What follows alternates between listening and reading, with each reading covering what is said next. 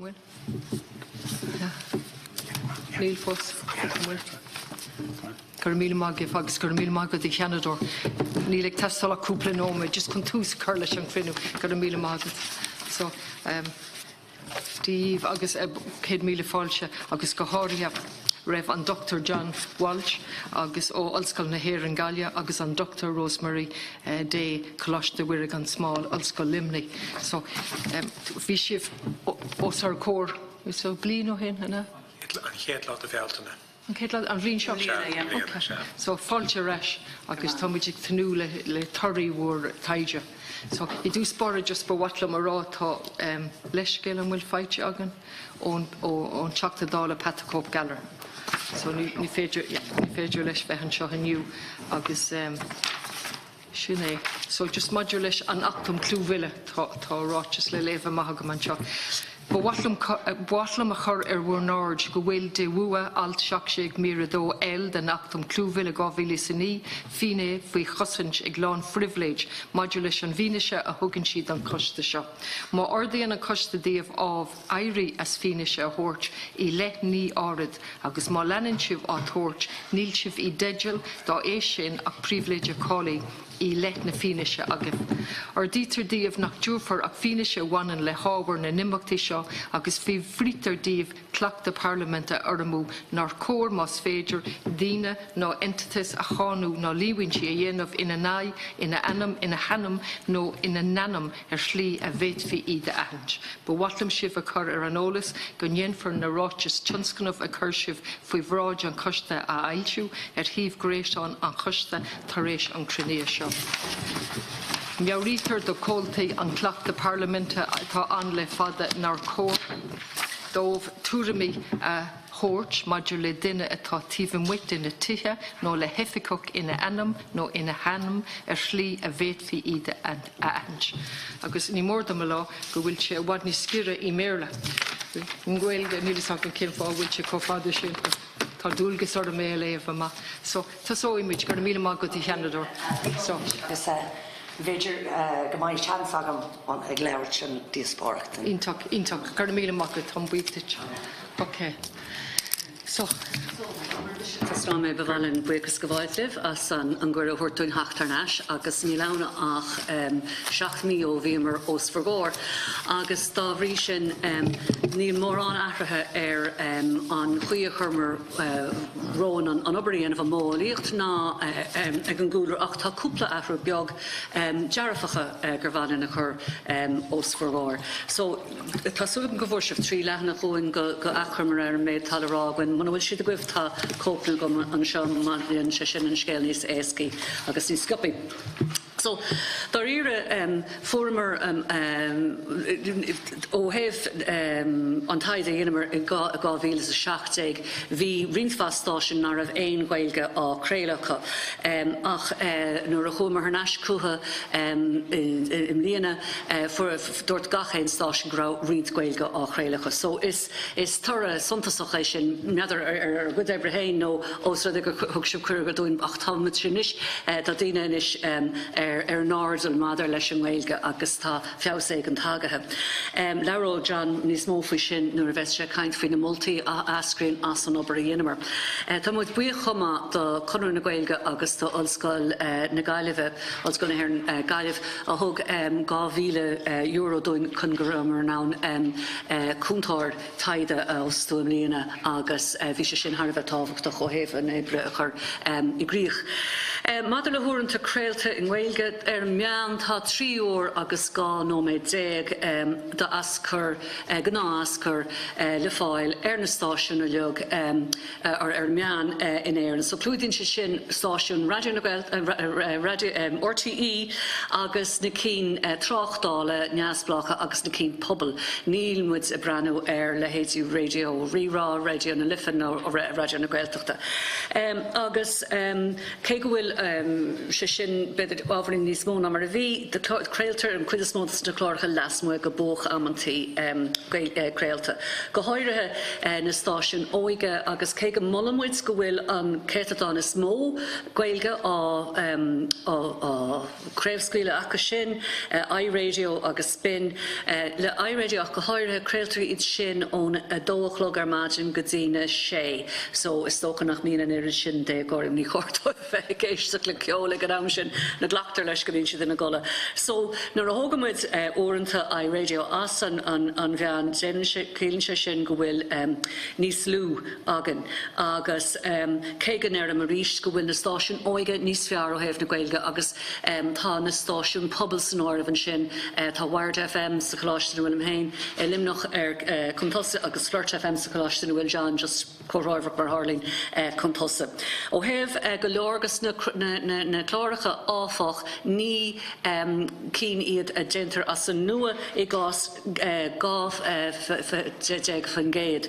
So tá stáisiún ar nós Beat, Community Radio Youghal, Dundalk FM, Liffey Sound FM, Phoenix FM, Radio Kirkcabashkin agus Ross FM, Mascana idir cín pobl agus tráchtála a chréileann chláiricha a gentar in áit chéile agus beag John in Larth mé ar sin ó héamh na multis fecragúin nach bhfuil sé sin sách má gur chóir go mbeadh péchlár a bheith go amach in éon teanga go mbeadh sé dírithe ar na éistóirí seachas go mbeadh sé gur gcinneach é in áit conceile. Déanann formhór na stáisiún cai mé rá chuige stáisiún as chuige seach stáisiún a gláiricha Gaeilge nó dáthangach iad hain agus nó rinne siad iad le stáisiún tá Gaelta lo tá go leor chains mar deirtar in seán agus ar nó spin Southwest agus spin 103.8.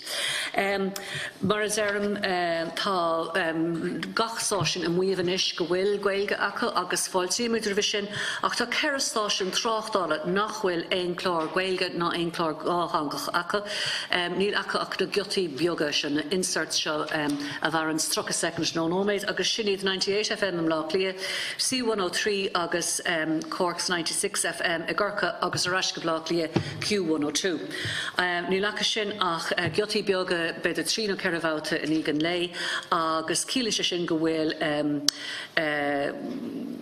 gohfuil asna mór an sin. Tá sin bhfuil siad san ag rá go bhfuil Gaeilge. Oh yeah, sin an Gaeilge tácha. Tá siad ag rá go bhfuil Gaeilge. Tá siad fós rá a chahiririgh tá siad fós rá go dhéanann siad iirecht ar le linn seachtain na Gaeilge agus lá le páirigh ach go háirithe ach ní muid go déanana éon scéal as nó go choréon sim in úsáid ocadúla tá muid a caint ar go ná úsáid mar a bheith a tas mar tá tastal ó seirbhís na meán cumarsáide má tá an Gaeilge mar hanga chumarsáide. Mar hiléirú a chahiririgh mar hiléirú ní léon chlár nach bhfuil feiceacha ach tá méid atá graint chláiricha fíormheith ar fad ar a bheith teoranta cúpla nómad an ag na seachtaine ach tá rud éigean tá sa láthir do thuirt éigean ag gach stáisiún ach tá éagsúlacht fuair a gceist sa láthir sin ó cheann. Agus ó héamh caighdeán ar freisin a mbeidh más gibána muid go dtí beagnach an zéireann seo stíl na gláiricha agus na giotaí Gaeilge deir mórchuid is buinn siad seo le síimsíocht agus tá sé sin le feiceáil nó tá sé sonrach ón na teidealatartha ceol agus caint, crack agus ceol, crackan le éon crack.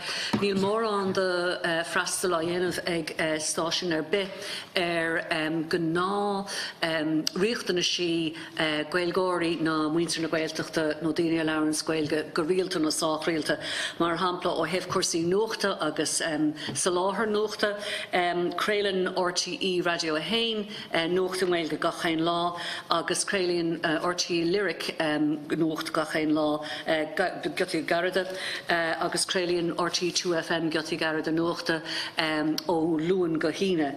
Níl nuacht le thúil Gaeilge le fáil ar aon stáisiún eile. Ein stáisiún jaasblach bíag sé ina stáisiún tráchtála nó pobl.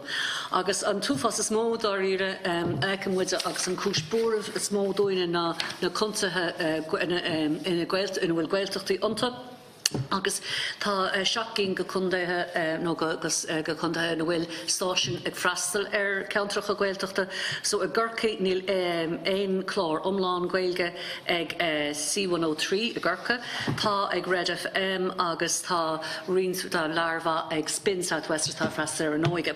Géirí tá 3 óra léige na seachtainna ag Radio Kerry agus clúdaíonn Spin Southwest tá go má 9 óra léige acha den éasóg clúdaíonn siad sin Gaeltacht chéirí Gaillimh tá feabhs mórtácha ar Galway Bay FM ní raibh tadach an nura agus im líana tá 1.5 fan géad gon sa láthair acha. iRadio mar a dúirt mé go leor sa láthair acha ach i rinne híe. Muo Midwest Radio tá 3 óra agus 5 agus rís tá iRadio ar fáil i Muo. Dúna náil Highland Radio tá 3 óra agus breis agus leafóra léige acha sin timpeall 2 fan géad gon ascór seachtanún. Ocean FM tá níos lú ná punk dó sa cuaig tá níos lú ná níl éon fan géad acha sin. Agus sa bhí FM tá 2 óra léig agus 3 óra léig acha sin agus sa Bort Láirige tá 2 stáisiún ann WLR ceann logánta agus tá níos lú ná nád punca dó 5 fan géad acha agus ag bís chréilens den éasóg bíon 2.7 fan géad acha. Tá brona for na statisticí ar fad a thuirt amach scioppi ach tá géirí go raibh go dtí a méid a bheits lerá ag John faoin na rudí ascríonn as seo agus na moltaíotágan díobhse agus de grúpiaile. Gur míle mágad agus tá na sunraí go léiristí an seo rénos, so gur míle mágad. Tá go mar sin lerá mis a chahiririgh méallar agus a heachtaí maríallar na moltaí. Tá ceire hais moltaí a going. Moltaí a bhainean libse le locht déanta delíthe leis na reachtóirí. Moltaí a bhainean leis an rialtóir an túdarrás Gaeltachtáin. Moltaí a bhainean leis na stáisiún agus moltaí a bhainean le pobal na Gaelinge agus le heagríochtaí na Gaelinge. Mar sin ar dúis tá muid molla a ríist gur cheart siléirú a dhéanamh ar na forálacha san nacht Gaeltachtáin mar jaall chláracha Gaelinge stáisiún radio na tíre mar táid diléir. Níl sé siléir cad leis a bhfuil rasúil. Tá antólas atá sa reachtaíocht diléir agus míchrín. Sin alta 66 a dó agus alta 66 a trí, clúdaíonn alta 66 a dó go ná stáisiún na tíre, níl a gceist lei sin ach go mbeadh ard ag an údarrás Gaeltachtáin ar an Gaeling nuair a bheith ceadúna sábhronna, tá sé sin an chuiléir, agus in alta 66 a trí tá ard le bheith ag an údarrás Gaeltachtáin ar chorchan cín agus ar bhuanú na Gaelinge mar hanga an phobail sa Gaeltacht. Tá sé sin níos déine ach mar sin hain tá sé diléir. Cad is bríle ard a bheith ag an údarrás Gaeltachtáin ar na rudi sin déadach an údarrás Gaeltachtáin ar áhfuil bhí ard a going air ach ní leon rud trám dá riire á éadamh a going. Mar sin tá gá le siléirú sa reachtaíocht, tá gá le leasú reachtaíochta.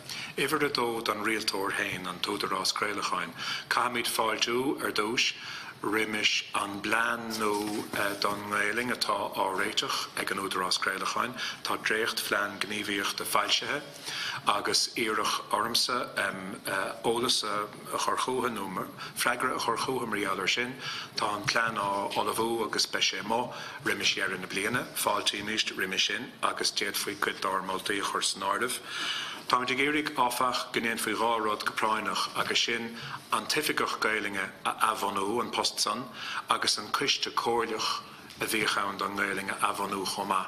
Mar tá sé ráite ag cuidhheadas na stáisiún ling go mbíodh go leor tacaíochta có déimlíon ó hin nuair a bhíoh ificach Gaelinge ann ach nuair a cuireadh deire leis a postsan go bhfuil sais caiilte, go bhfuil níos mó tacaíochta a testáid wathe mar sin go deasdaíonn ificach a rís duine a dhéanach cóirú ar an rud.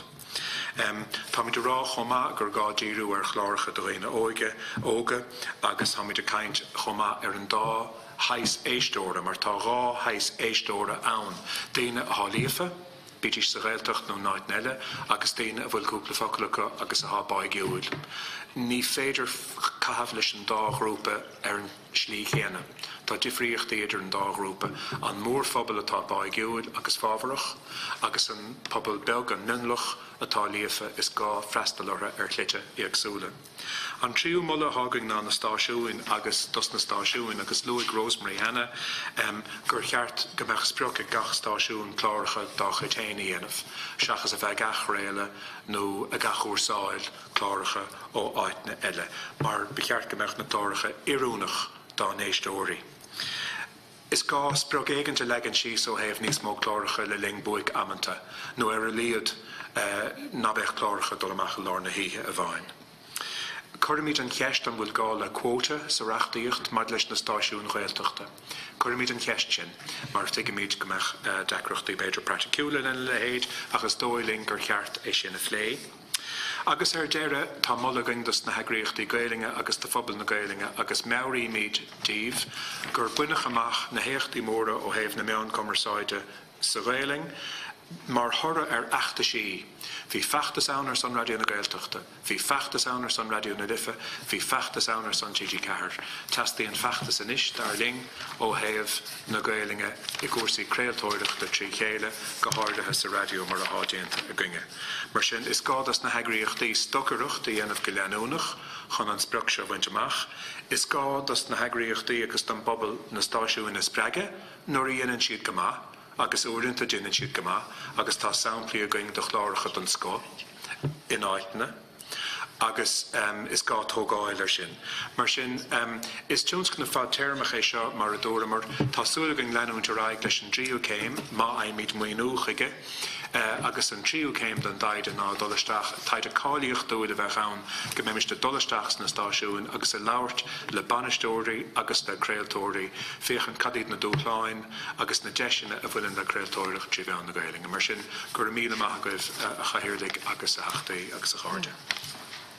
Gur míle maithagah ní féidir moltúltaí níos soléire a bheith cara osar cór tá siad sarthir agus gur míle maithagah just ceistan in éisiúna an na teachtadála ach just féidir go mbeidh sibh an taide seo a choirí ggóhéics.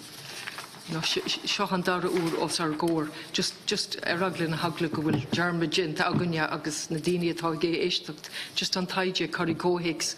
Well, is dócha a chahirirlaigh agus a heachtaí gur hiigeamar go raibh na forálacha nó an reachtaíocht dán, hiigeamar go raibh na rudaí duiléire se maríallar an Gaeling sa reachtaíocht, ach ní raibh éon ólas cíimseach omláán a going maríallar cad go dtíreach a bhí ar siúl. Mar sin thochríomar an irig go dosná míist a dul tríd trís na stáisiúin ceann ar cheann, gach éon cheann sa tír agus go bhaimíist amach cad go dtíreach a bhí ar siúlacha. Ní raibh sé fuirist tacht ar an ólas an, ba dheicear tacht ar an ólas. Fuair mar rát a freigart an nócha féin géad an irig, ach im líana is dócha de bhar na puiblíochta a fuair mar mé na Beltaine, agus ní raibh cuidas na stáisiúin sásta leis a puiblíocht mar níor beidir náráidir sásta leis an léirú a thug sé ortha héin, gur raibh as na bhain, ach fuair mar rát a freigart a céad féin géad an uair se, agus tá sé sin nechatíanta in éon taide go bhain tú freigra omláán céad féin géad, mar sin is féidling a rá im líana an taide bhain le rábhíle agus a hochtaíag, clúdaíonn sé an tréimhse ó anáir go dtí an saoire, is féidling a rá go bhfuil sé anna chrín ar fad, go bhfuil an tólas omláán agus go bhfuil go chéin stáisiún na gceist. Mar sin bin an spreige a bhí going is dócha ó bearnas an ólas a líana. Agus is stocha go bhfuil mu a dúna aonacht chuma mar go bhrahamar go páirsa mar Gael gáirí nach raibh dóchan Gaelge ar na hairtanta ach ní ramar an é crothú, so gur chuirmar rón é sin a crothú agus stocha go bhfuil sé crothú goin is fao gó. Ach tá rudí a teachtas seo as an taide dhéanamh an tarna ór a thugans dóchastóin, dóchas beag sinné tuiscin an feidbliacht a tháinig in an céad tuairisce ailsiú is tócha go bhfuil gach éon stáisiún is sé caint ar Gaeilge chur ar skedalacha go bhfuil ar déanamh iirecht go raibh siad sásta dul ní deagolin ach sin a ragar trod nach raibh fíor sa chéadáid. So cílín sé sin go bhfuil an léomhatá gcuine na ní hé go raibh na stáisiún leisciúil ná go raibh ar nád a chohéimh na Gaelgaide ach ná cuireadh éon ceist le breise agus dul le beag na trocha bliain agus nuair a eisiach na ceadúna sin céadlá ní ag 8-8 ar a chúna stáisiún ar an éir an céadlá. Bhí siad a déanana iireachta níos fearr agus tá sé fós na Conraí acu go ngeallann siad céir dhéana siad ó héamh na Gaelgaide.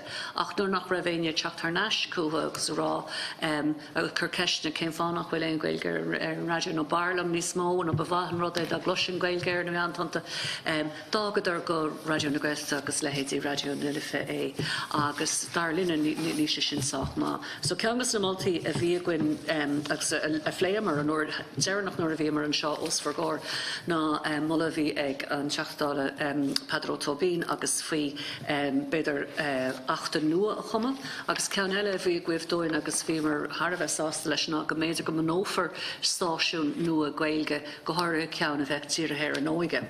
Agus ó hin bhí mar a caintle le go leor daoine a gheall ar sin ní mar haide ach just a caint faoi mar smaoinmh agus caitheann mé buchas go bhfuil go leis an olamh mórí na gcón ó Drumcanrach mar cuirsí os ar gáir agus bhí an ceartlacha go bhfuil an éasóg ag imimecht ón radio agus an telefís go mór ach stoi linne go bhfuil an deis is gin le sean a bhean mar an radio a bhunú ach go mbeadh sé beidir níos múna sin go mbeadh an locus nó an institute nó an agriocht radio ann agus go mbeadh mar atá dhéanamh ag gach éon stáisiún radio agus telefíse fileár go mbeadh sé ar an idirlíon agus ar Twitter agus ar Snapchat nó péród a theochas iníg na rudí sin mar tá sé le garú ó bhblion go bhblion ach go mbeadh an treisih agus an neartán dá man ófar an stáisiún radio go dleathach agus I gceart leis an muoine a hastíons chun go na nóg a chluisteáil gur féidir leis an sin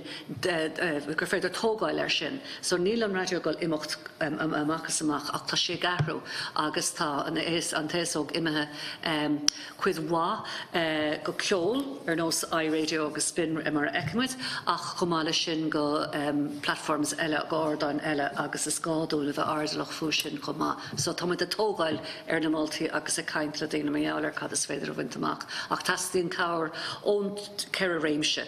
So ba chóir go mbeadh mas féidir néachar go mbeadh sibse mar achtóirí ag lasú an achta nó ag stréachta 8 nua go mbeadh an rialtar údrás Gaeltacht na hÉireann in bhfuil ma hí mar bhil gan údrás ag obair ar agus tá an dréacht phlean donna Gaeilge le fáilsiú rih nola go gin agus an dréachta go man seo agus tá rudaí maithe ann agus tas na stáisiún ach go háirithe mar a dúirt Jan do pobl na Gaeilge mar bhfuil an taobh a teacht uatha ní fiú in a chur fáil. So ma dá meach an ceire réimse hachta chéile ag áitimh agus ag írí rud ag an fíormha a bhunú ar bhain ceart níor bhain Jónach mar atá á dhéanamh go minic ach ar bhain íochaí agus ar bhain stáit a stocha.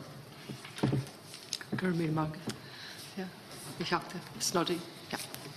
Okay, agus go mágad níomhléin seo nuair a bhí sé bheith scór an chluiste ar dúspára tá écht éanta go bh I bailachháin agus is trúil na torthaí, but dahan mé thar na blianta. Ceanna na ceisina ná chuna sa saoiling pobl na Gaeilge a gréasa chun go mbeadh sí ag éileamh Gaeltacht as Gaeilge mar sin ceanna na feiben a mna bhfuil mar a dúirt an Dr. Walsh mna bhfuil mud a lurug ní thuca sé mna bhfuil factas ann agus chonach mu thar na blianta nuair a bhí factas ann go raibh agus bhí sé spéisiúil méid a dúirtún sin nach raibh nádas ann in na stáisiún seo captured Griffin a dhéanamh a dhéhil. Ceanna figure agus beidir bhfuil breabhlamm just níor me go túir stracha I gceart. Tá céad seas go hocht túir clic sa seachtain agus bhí me fechan ar méid Gaeilge atá stáisiún radio RTE agus is scanlach amachchas amach atá gastan sin go bhfuil siad níos lú ná fiún na stáisiún eile I Rhine Valley agus ach a hála glachan muidne I gwytne gwyl rôl brescia ag stáisiún an stáit yn gweg o cwrcyn cyn agus is leirw sio gwyl ag tep orha ac o harha agus conas is féidir hwnna gwyl an stáit tá smacht eigin ag gwing orha sásta yn gweg o cwrcyn cyn gwrmech myd ag tromiach beidr na stáisiún ela That's pen go chord da rudi anaf but is figur scanlach I sin. O hef conas mar yelen to Ibro mach cade an lean gwege tá clár mar right in a clárna radio ní lewnach ceol agus idir atra bín fucking no go fuin ceol or Albert no go agus bech stáisiún ag rá gwyl clár gwege cho but beidir nach rúfach de nabert no fé Albert down agus bheith clár eile ann gwyl díospáirt a hart down agus tá uair a clig ceart de cór agus cuaitah ascuige ann agus an clár eile.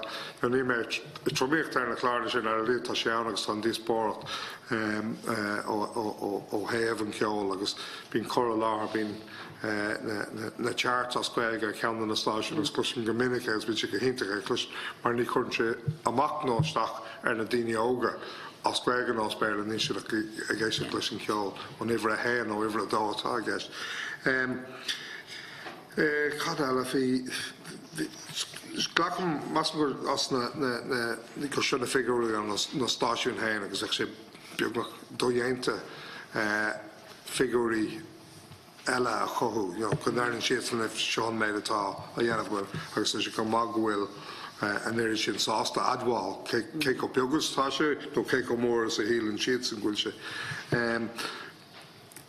Chun dul mar luitir seo an céime dá agus luitú céime trí. Cad go ddíireach a bheith a gceiste céime trí, cad é an costas nó cad é na foinsí ar na hacuin breise bheith a tastáil chun é sin anamh agus fágméin sin is beidir moscáteach go mé eisciúil.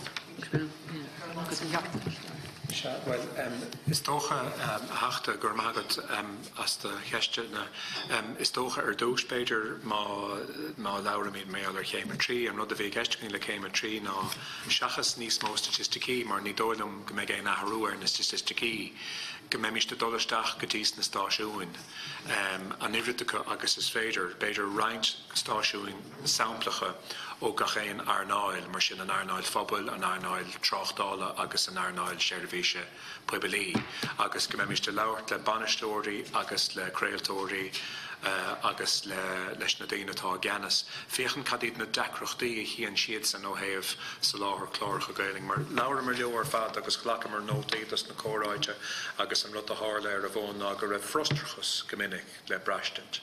Go raibh daoine beánaíon caiilte. Ní raibh bhreathmar go raibh daoine dearfach tríd is tríd na daoine go raibh mar a pléileocha ach ní raibh tróracha, ní raibh tacaíochtacha. Mar sin bhailinge ráideach cad go dtíoracha heastíon, cén tacaíocht go dtíoracha heastíon. Mar sin is taide é a bheith a dolisteach is dócha agus a labhairt. Mar leis na hacfaní a heastíon, Stacker Price a choréireach testíon cúntóir taide bhí cúntóir a going an Dr. Philip Fogarty tá ana mar chlúdach na túrascála a bhí cabhrú lingach. Tuis go raibh an tacaíocht a fuair mar thar bheith beag anna heoranta ar fad ní raibh sé going ach tamaíon beag mar sin heastóch. Sin an chéad ceiste chuirta heachta ná madidir le Conas Maria a gin cin cinál chlárcha bhí gceist agus bhí sé an dul agus níl mu an án bhuiamh gur bhfuil muid crín ón déobh sin mar ní ramar a chu ná dul chuig na síomhanna idirlín an chéad lá agus an sin scríbhmar chuig gachain stáisiún rá seo é mar a chonacimar a bhí atá a gcuibh ar an skedal an bhuiil sé seo fíor nó nachhfuil agus tháinig siad ar náisisin sin rá nó tá breise goin agus tá sé seo goin tá sé siúda goin ach ní rá dachfanna goin éisteach le gachain stáisiún agus ní féidir ní mu a rán san túir na ceanna ó an Oireach a Chirid go bhfuil is a goin nuair a d'fhearsair go bhfuil clár dáthangach tá a ghlacha leis an rud a d'fhearn san stáisiún linn agus tíreach mar a dúirtú tá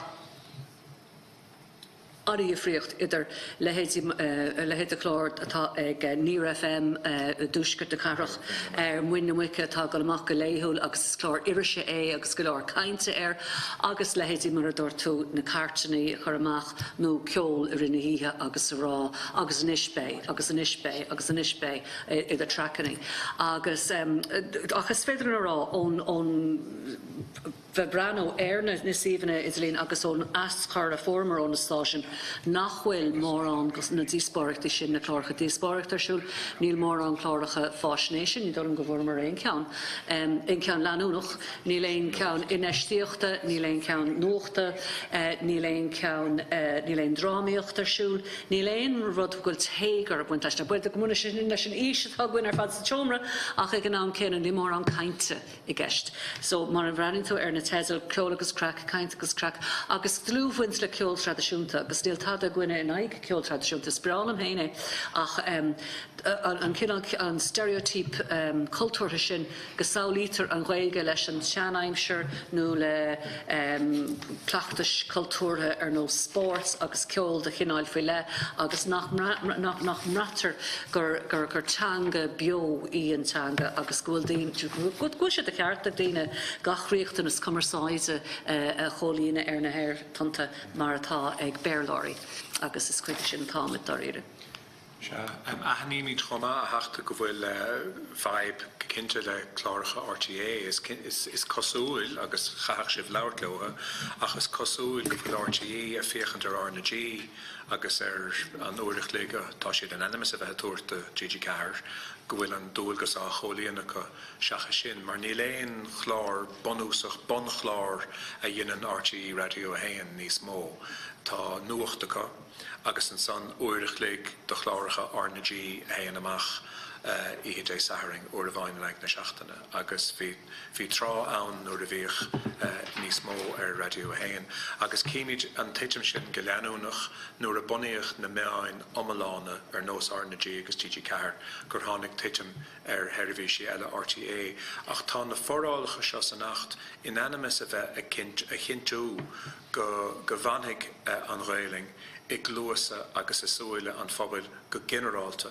ná beisi imimethe isteach is san séirbhísí speisialta go méid láithreacht go méid áit a cé fós I ná heirbhísí na tíre gnéistíon an pobl an chud is mód an bobbal leo a bínis macánta níl mór an de locht éisteach an na locht féchanna ag radioú na Gaeltacht an Gigi Cahir dá aus iad mar sin is dóilm go bhfuil cinnte go bhfuil ceiste le cór agus tá forálacha eile a bhfuine le RTA atá níos déine agus tá siad an animas a bheith déanamh annachid rudí tá freigracht níos mór ó Evangelí ná mar athá ar na stáisiún Thráchtála agus pobl mar sin is cinnte bhfuil ceiste Deisig nó dailsig RTE plán don Gaeilge nó stratéis Gaeilge hartar trí bliain ó hin agus ní eicimid an tora in san taide dhéanam mar hain. Ná neadar bhfuil planan í fós a dhéanamh agus go bhfuil obair a dhéanamh faoi halh nar chúla mar fós ach tuigemuid go bhfuil an tae a bhí món na hibre sin agus an món an flein sin inis eistethe siar go gaiileh go réimse eile I leog go húdarrás a gcuirta. So neadar bíú beidir in ceiste chur céhhéad daoine tá gobar an RTE ar clárach a Gaeilge a thionscnamh agus a chréile ar na stáisiún na trí stáisiún radio Bearla Taka, and the man is in Iraq, Tasha Rice, na station Berlag Squilge. So KV Dina Tag over on, agus will she the Cleelish and Stratish, will and Stratish in Achor Greecha, agus Ketra Fragrachas. But Torresuntas as Shinzerin. Dúirim tá déit marach amach a hirir go bhfuil taide nach bhfuil déanta ginge ach gur fiú anamh chomá agus sin go bhfuil forálacha nó míranna sa reachtaíocht a chlúdaíonn séirbhísí telefíse. Agus is fiú go mór dar leom ceiste chur mar dheallar sin chomá, mar tá dúilge sí ar chréaltóirí telefíse chomá agus dar nó tá Gigi Cahir annach tá RTA annach tá Virgin Media an chomá tá dúilge sí ar heiribhísí telefíse atá créile in éiring. Is dóilm gur alta seachtó don 8 2009 atá gceist níl an taides an déanta going ach bheith sé simi fós ach bheith sé simiúil an cheist sinna isrú chomá. Okay, Gaeltacht, Moynihan. Gurmagad Gaeltacht, agus Gurmagad as fille Russians agus an bresiolas. Tam Cundol Peadar tro Avrin defrul mas feder mar like that anachid olas balha go hin agus gohun to clustal gwil gweling in ach station. Okay, shin piece of darfach. Ta levelige anig sul hige move. Ta Conry defrul no cadunish defrulig ne Gaeltacht Shochoma. On will richten the she defrule insta Conry shin Maderle Gaeling a chuir fall. Agus on will isagiv on will inishnor ha Gaeling egen a chuir fall go on will it a colina na richten the she shin ha laga she stov and just tick savoska no on willing a force exaru na richten na shishin ta reint klaracha agus station exola lotugiv on willing station a hasava and station a hasanamach mar dahample gwil Oireachtas file a Janvaka agus bedig vet min sviachent in a rosan cad godir car schulen sonaka. Tikim grover ig tangval leis na station exula Gallagher agus gur beder telephone no beder gur hugship quarter ha. Lelin an tangval shin an revshiv ig firior ha mariauler an plan viaka chun Corsi Gaeling a Kirchan Keen no in a igierig Falmakadir Kadean Bunlin in ish. Agus an Rodestachta is on Comana Kahig Ale of Vaun on Pubble. Agus Tasha Saler Gwil Gwilna Gaelgori Aun agus Gwilimi Scaper Food Natir agus Gwil on Marga no Marshin Aun. On Malayan Turum Conas Gwil na Gaeltacht sin ag tos an Marga. Conas, ma hami chun veig cur brewer ha cafel na knapi chun brew. Conas had sin ag tos an Marga a wilid ag fanontle dina chun gleichastach chun gran no an wilid ag fiachant an senses chun tuarmal Caden the Gael Gori has a counter. No, lordship law Mariauler shin. The Louis Tuchoman son agus just consileru Mariauler offiga Gaeling a veher fall. Ken agriach to be Ragutton son just connection I can to them famous so that just coupled over and some mashdala. The son of Ragrom with the fad, agus man of Ragrian just now done a reach mar to make no take laka. So mother lesh na Gaeltacht she Huggins agus na Huggins gach station for Gaeilge agus and Ragrach or Arin Shashino station gus station agus Shinrod or chor of a herola so comes to son or Husamair and upper ach really crusha inarm gurmarshin at all. So current station is Jach Cadonus agus ma Irene Lobe Socrain she'd Conra Idrid Hain agus an cuiste a Brunans Conry station. So on Udras Gaeltacht agus insan Conra sin is a dret being drecht Conround agus Gallen an station ganyenishid a show o have cursi nocht ganyenishid a show have cursi Kjol na Hern ganyenishid a shoot o have cursi na changa na ta quote guest o have nocht agus cursi raham ni len quote agus a quote guest o have Kjol a chumter do a caster in Erin ach ní len quote an den Gaeilge. So Strakeen is sinne vi nís mó an muivacha no nís mó offroilecha fecha goin but níl se seo scagathe Grinnagum, ach tá obair tosnathe air. So bhreanna mé na Connolly fad agus an ráitis fin Gaeilge ag gach stáisiún. Agus is an sin a dúradar go leor acu go rá rudí níos fear bliantóchin ach go bhfuil go bhhailtóidís rih an ifigach ferbertha Gaeilge a bhíochan agus rih an chóchuiste agus go méidís sásta cóhaibbrú leis an údrás Gaeilgeán dá meach éins céim so Connolly is bhí siad mar defa ní chur Milan an údrás Gaeilgeán ach rá well má aim with cowards éanamh níos mó. So brahan sé go thomláin an stáisiún tain. So na cín go bhfuil ní léonmhid sareachtaíocht a legan amach an méid is gá. Agus na sin ará mar sin lena Connolly agsúlathán gur rud éigean sais fuzzy go churadís Rodégan ar fád an bhfuil iver nó lína nó rod cinnte ann. Well, ní luann siad cé bhéad orintanta ach ar an mórchuid dearn siad go ndéanadh siad chláracha a chréile agus go ndéanadh chláracha dáhangacha agus go ndéanadh chláracha a meach síimsíocht ag buint leis agus mar sin de. Ach is féidir leis an údrás Gaeilgeán monitorach dhéanamh sin agus go bblion túil tagan na figúirí thnáis a méid a déir an stáisiún a dhéanann siad. Now tá ráite sa drécht flean ag an údrás Gaeilgeán go bhfuil siad a gáil an monitorach seo a dhéanamh ar cuasaí na Gaeilge agus go bhheicedís cé comá agus éiríonn leis an plán agus bhfuil é éfacht ag ar na stáisiún.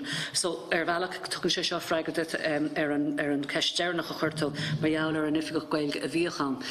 Goil siar go 998 sóilim tugu bhí tionscnamh Tharbheith ma ag Forest na Gaeilge son gur bord a Gaeilge bhí ann ag an am agus ag an IRTC mar a bhí ann ag an am. Agus idir an dá aigris tíoch siad as ifigach Gaeilge a ostú ar feidh bliain go léasúm nó gábhbliain agus an bheanna bhí an món lísa chuiste an si sábar ag caint leis na banistóirí agus le créaltóirí agus chuir siad cuasaí tréálathe ar siúl agus d'aigur siad cúpla sesiún na stócha nuair a tháinig créaltóirí le chéile chun smaointe phlé agus chun a bheith níos cruthaíoch stócha. Tháinig dascar an post mar ifigach Gaeilge ón ggóchuiste a bhunaíoch an tam sin agus thóg an Forest na Gaeilge agus an údrás Gaeilgeán mar a bhí ann an am thóg siad san na haigersí Gaeilge le chéile cógáil náisiúnta na Gaeilge nach mar an glór na Gael Conor na Gaeilge ar nói agus cúpla grúpa eile son go raibh anna díocht ag raidir an lifa bhí mé héanaar a gcuiste mar a hálinn ní cinlam cén fág as iarach bhí beann agus ceangas nó is mó a bhrúmar chun cí ná go meach duine ann seachas cuiste. Tá cuiste go má ach bíon obair eile le déanamh bheith gachéin bald an cuiste ach a meach duine búin ceapathe agus bhhalm a gohair go dórlach se sin. An trío ceiste socha chuirta na marall ar chuirmar aon ceist fi flean agus faríir ní héanaar riselin nach riamh se dachfan agan agus riamh an támagan a dhéanamh ach má thugamid agus támad a géirí tuairt faoin taide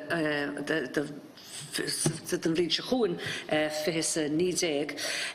Bhhalinn bhí mar a swinine ar trí chuid a bheits a taide an cóir a bhí anamh ríist agus éana choscape agus féidir le go meach mit an rá bliana ag bliana agus ní aontín leat an sin John tásúla gomsa go mé cuasaí níos fear a ríist agus tá is ag daine in sa stáisiún go bhfuil duine éigean a fearr go bhfuil duine éigean a chuna ceiste. So an cóir a bhí anamh an sin mar a dúirt John an rud a spéisiúla dúine agal a bhí anana le banistóirí agus le créaltóirí agus dá bhéadach mu sin anamh ar bhain réimse lehan ar bhain sách lehan déadach mu leabhart faoi plán agus mála sin bhhalm go meach riint éisteachta le déanamh ar na chláracha le go bhéadach mu an rá an bhfuil caint sa glóir seo nó an bhfuil just an tanam dáhangach agus rachfuil. Ach meach an chóchuiste a bhanha agus a meach ifigach Gaeilgeán, beidir go bhéadach bud cóhaibbrú leis an cuiste agus an duine sin agus go bhéadach mud obair leis na stáisiún chun plán forbathe legan amach i ggófart lo agus go bhéadach an tifigach seo nó ifigi dul timp na tíre agus bheith Caroló. Ní dóilm sa go isio cho Jackar sin Dini kaintacha a oil I mas Gaelgóirí. Níor bhúil me se le mór an Gaelgóir riamh nar raibh go leor le rácha. Agus I gás cuasaí radio fechar go bhfuil go leor leor daoine a géirí dollar in air. Ach, just ballí beidir níos crochaí oil chun iad a bheala.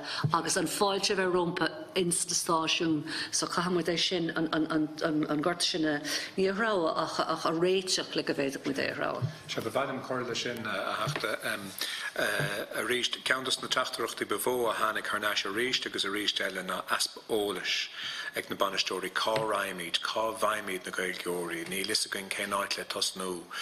Ní ris é leo dul dang a bháil leis na heagríochtaí Gaelinge, ní ris é leo labhart le conar na Gaelinge. Fiú a stáisiún I gúntaithe ina bhfuil craobhacha gníomhacha don gunra mar hampla tubardáran tá áras I conar na Gaelinge an éanach mar hampla tá áras go limanach agus I le. Tá na gréasáin ar fud na tíre.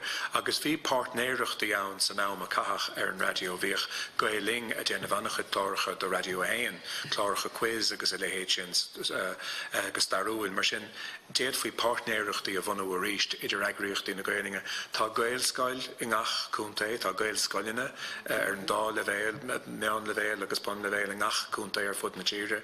Iad faoi rudaí anamh a báirt leochas an tá go leor deisina ann mar sin. An tós an marga chuiris ceist mé áil sin, ní inan siad an tós an marga mar ní higann siad an marga. Ní higann siad go bhfuil gá hais éistóirí ann an duine le cúpla focail a cha hábá giúil agus an san an cainteoir líofa bíoh sé sa Gaeltacht nó an áit eile. Mar sin, ha míad na rá go bhéadach an tificach Gaelinge cabhrú leis na stáisiún an tuiscin sin a Orbert anas go digadíist bhfuil tá gá hais éistóirí inis de freistalóra an sa agus seohéad na slite ina bhéad faoi éanamh mar sin. Agus chomáile sin bhí ceisteile a got mar jaall na chláiricha samplaí do chláiricha maithe. Tá roinnt dá haimplaí ann, cúpla sampla a rihinleom agus nílim rá gurbéis an tomaláin bhain na muice Níor FM am leat liad chlár léúil I Gaeling. Splank News Talk, chlár 7 gáir a chlig I dé híine. Caint chiarí Radio Kerry, gur chlár irise agus meascán de cheol agus chlár irise de réir mar a hiigim. Sin cúpla sampla, tá na samplaí Flirt FM sa Gaillimh agus Wired FM a limanach an dá stáisiún ina bhfuil míid tá rudí cruthaíocha siúil ag na stáisiún sin chomá. Bhailinge I géime trí chomá, stadéir dhéanamh na dá haimplaí seo in áitní agsúil ar fud na tíre féchan bhfuil cad ibrion agus conas go gnibrion sé seo agus náfuil sé a gobar I gceart a stáisiún eile mar sin rud eile bhailinge dhéanamh dámecht na haicfaní going sa tríú céim. Oireachtas noddy, bí tú igi? Yeah, just Louis to na Clark I've better just list a cork quick na station eile rá fecar seo go simply the sin mar úr in the Asian she lena chéile agus únta ní bhíon muna gain tú dúis ag na Darren Blaine or Cope Gallagher or whatever a gra seo sample amach ní échan na station eile a gra lanamid sin nó conas gloves an dú sin a bhain na bacha. But tá ceisna eile a gom just cean bháin just túrbeig ar Connolly made a bhí RTA, but an Connolly eile tá in na nótaí formad u'h ribh seo ná an léon stáisiún atá ann atá an créile isteachchan san Gaeltacht agus céco beagas atá an céit ananta is Connolly mór é sin ach á thar an nuair tá ahananta going hana féin bhfuil géirchéim ins na Gaeltachtaí agus má tá dó fan géad nó ceanháin an son punca dó cuaig fan géad tá an liste ann agus sin an Connolly mór agus tá tú agus oringa an bhacha thara í sin a feibblú, but kind of mona bhfuil lein duine ag tuairt prabadóibh chun kind of a wallerty and a lanashid agus tá sé treis land agus tá sé sin ráite got agus ní oringa bháin an úlach sin tá an úlach sin ar na héistóirí Mata shitsen sasa glakalesh Neil Embrew. Kesh to be na better mark with the tide of Macancho. Fekner Leon Fogri at Osquega. Tascum shocks in the Grega being Fogri Osquega. But fekin to our television history, Fogri Osquega no, I guess being spatial. Squilum in more than where Vic fact sound and scribe sheet agro ag mulla the RT agus the quality fogricht the of Osquega agus Goririgle fogricht Osquega agus better volla the dineg on factus in a yanavarish gnaibrin she in air fogri yan of three wega ni Cohomlan is well as fair hang but must go agus better gorish shin le space instant station hay mata fogri dol makas gwega agus must mata she three le vala cuz fair lo vlokasta hort Gaeltacht at Hasasta fogri chorstach la asquega on fragravito kind fui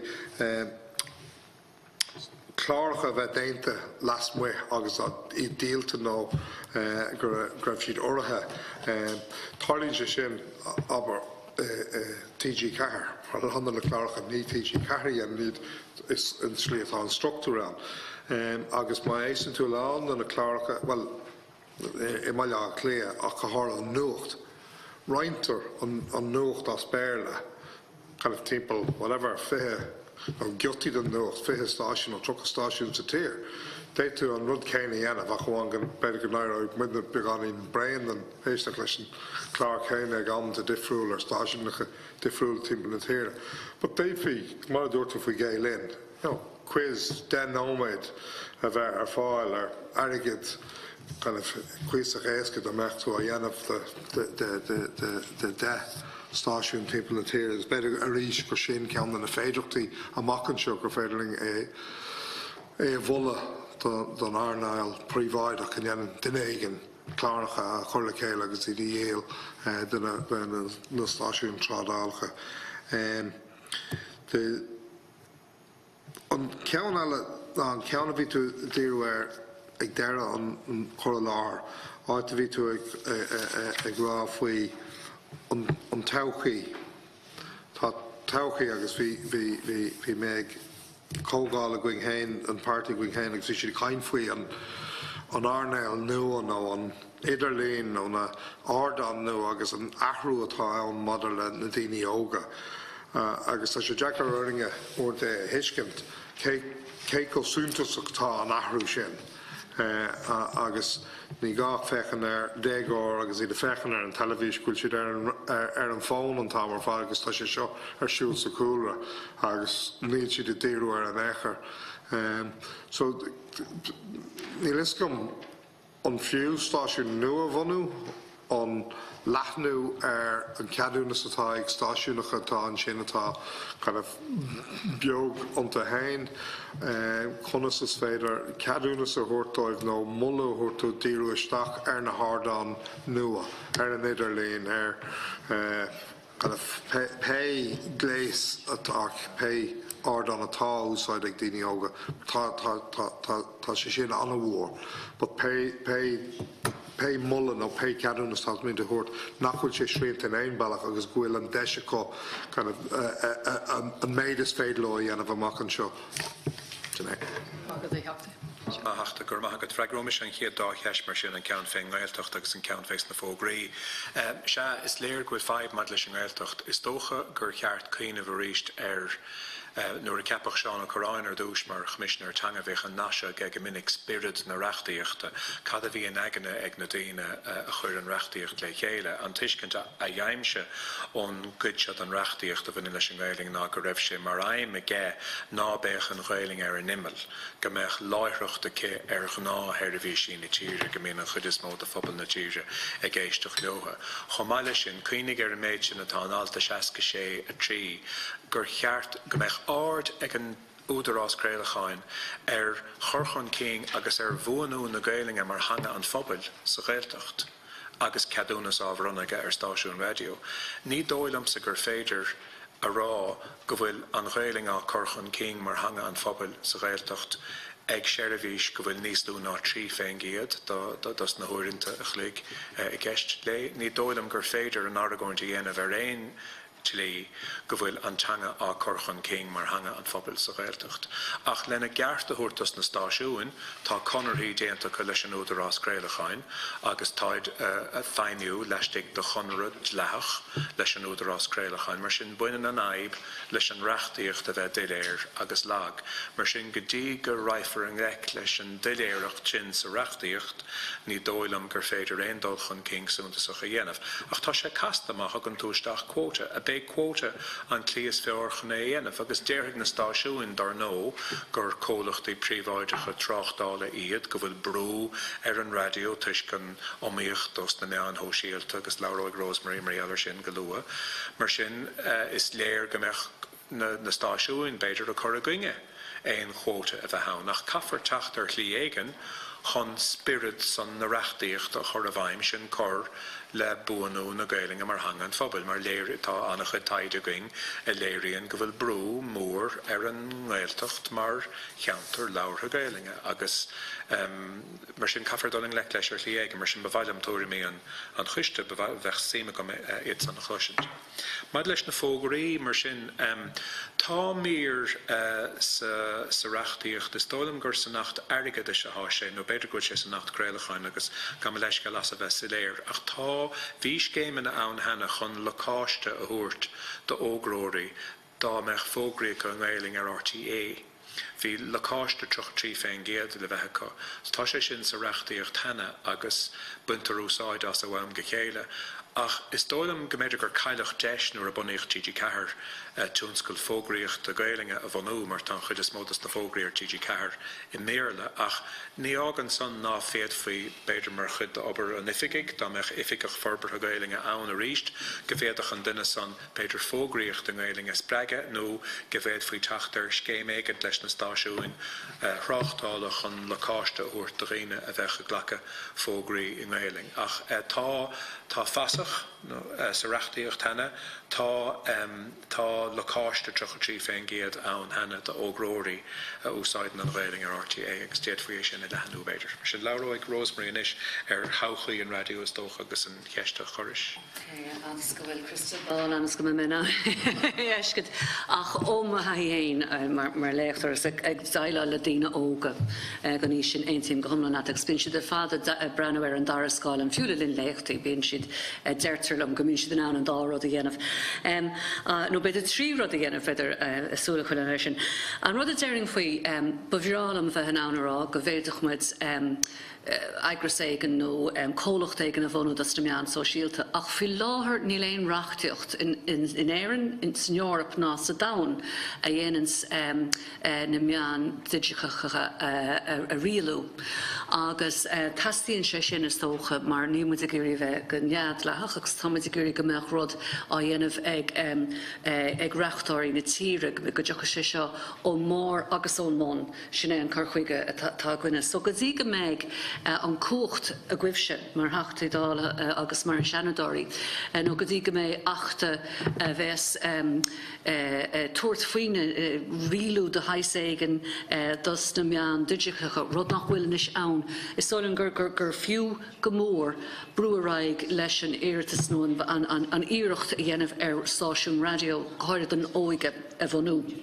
Agus fecha gom gur gáúna bheith croíoch fao seo, tá sé is féidir a dhéanamh tríd an rialtóir agus tríd an reachtaíocht lágatá gcuin is féidir stáisiún a thionsc na bhas sin, ach is féidir rud níos mó ná stáisiún radio a dhéanamh as. So stáisiún radio tá an reachtaíocht an gur féidir ceadúnas a thuirt dá le héad, ach is féidir rá ag am a ginte rá go mé asúla go bhása an páiste seo, le bhása an entity seo agus go mé ní amháin cumarsáid ar na meán digichacha á dhéanamh ag Lochlanóg agus in sa stáisiún mar a déintear ag gachéin stáisiún radio mafi láthair ach go méid is contosig breanú ar an tauci agus ar úsáid na meán digichacha a machchan seo mar a dúirt mé nílas ag an céirdíad na meán ach go háirithe bheith ann tá Facebook imethe ón ísgrúpa sin a leog ní bhachan siad leis sé heile is áris grúp úsáidna tá Snapchat a gimocht de léig fi láthir tá Instagram chun tosa céirde agus na dhéag ní lista gin ach an méch an tifig agus an banistí agus tí stáisiún don óige bheidir sin an ann tógáil agus a luúthe agus hagan san reachtaíocht déadís drécht a reachtaíocht déadís chur leis an díospóirt agus níos tábhachtaí is tócha déadís ahrú ó stáisiún radio bháin go níl an tanna mag me Maryland anhfuil go aigris dus na meán Gaeilge. So bheith níos mó na mar atá an multimedia siúil an gacha an áit nó an conversions siúil go mbeadh sé sin go mbeadh ar a laid agras ag an ann nó cólacht ann a déadach an Herbert sin déad a bheith obair ar an Herbert sin mar níl an locus sin agan fi láthair agus tharló go mémuid ar chúl go mór ní thuchas reachtaíocht is in Europa agus an sin níag sin is tócha in éireann faoine meán digitacha bé rud ag an ann agus ben Gaeilge fáci ar lár a rís mar ní bheith ein agras a brú chu tosa ní bheith ein go ag an óige agus barlam da monófion stáisiún radio díirthe nach ar an óige agus gur féidir tógáil ar sin don tauci nach nanímuid agus bheits a garú a gcónaí. Bhí sé sin sá léirne Is dólan gur sais moll digitach há gceist digital hub há gceist le seo go ach an stáisiún a bheith ann is dig an lár agus ach I gahant na meán chumarsáid eile town. Na sé anna riochtanach a cháirde go dúrach na agriochtaí na Gaelinge go méidist áideach féin gceist seo mar tá na meán níos cóchtaí ná mar a bhíad a riamh agus tá nirid san de hiúnach ar go oring agus maramid ar saoil níos mó agus níos mó trís na meán dhiigiteacha tá radio fitte fúte lei sin níl an radio marmh tá sé gaharú tá sé cléachlú leistigh den réimhlóid dhiigiteach seo ach caiig locht na Gaelinge a bheith páirteach sa díospóireacht seo tá afrach an móra a teach. Caiig sé ceanasíocht a thógáil chumá mar a thugad sna factis bhuanig TG Cahar agus radio na Gaeltacht agus radio na Lifa céadla ach bhfuilhing mullscéil agus blach atá ag TG Cahar fi láthair mar tá siad san is samplaí iad sin don na rudaí gur féidir leis na meán a dhéanamh chun doling lech leis an óige trí Gaeilge agus ar an mán céine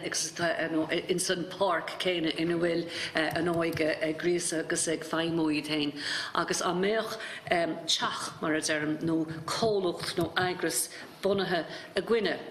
Tríd an éireach seo tá dhéanamh a gcuin ón daide agus tríd an ainacht ar stóilm agus tásúla a thiochagas dá meach an ceir réimse mar lomar a brú chun an rud céine bhanó déadh me tosnú le stáisiún radio agus an sin bheith an gosin ag an óige agus go bhéidir me tógáil ar sin amachchan seo. Just tá cúpla ceistas tána ceistena go léir choraín á riire ach just module an bhfuil sampla í tír eile an bhreatan bheag mar hampla an bhfuil reachtaíocht níos láidre an sin ceistú just choirína ceistena just agus an sin is machanrud go bhfuil méadú ar lín le chláracha atá ar Galway BFM is rud dearfacé sin. Tá sé ráite go bhfuil an reachtaíocht lag agus sin ról dúine mar foliteoirí, so ní mór dún breanúir sin.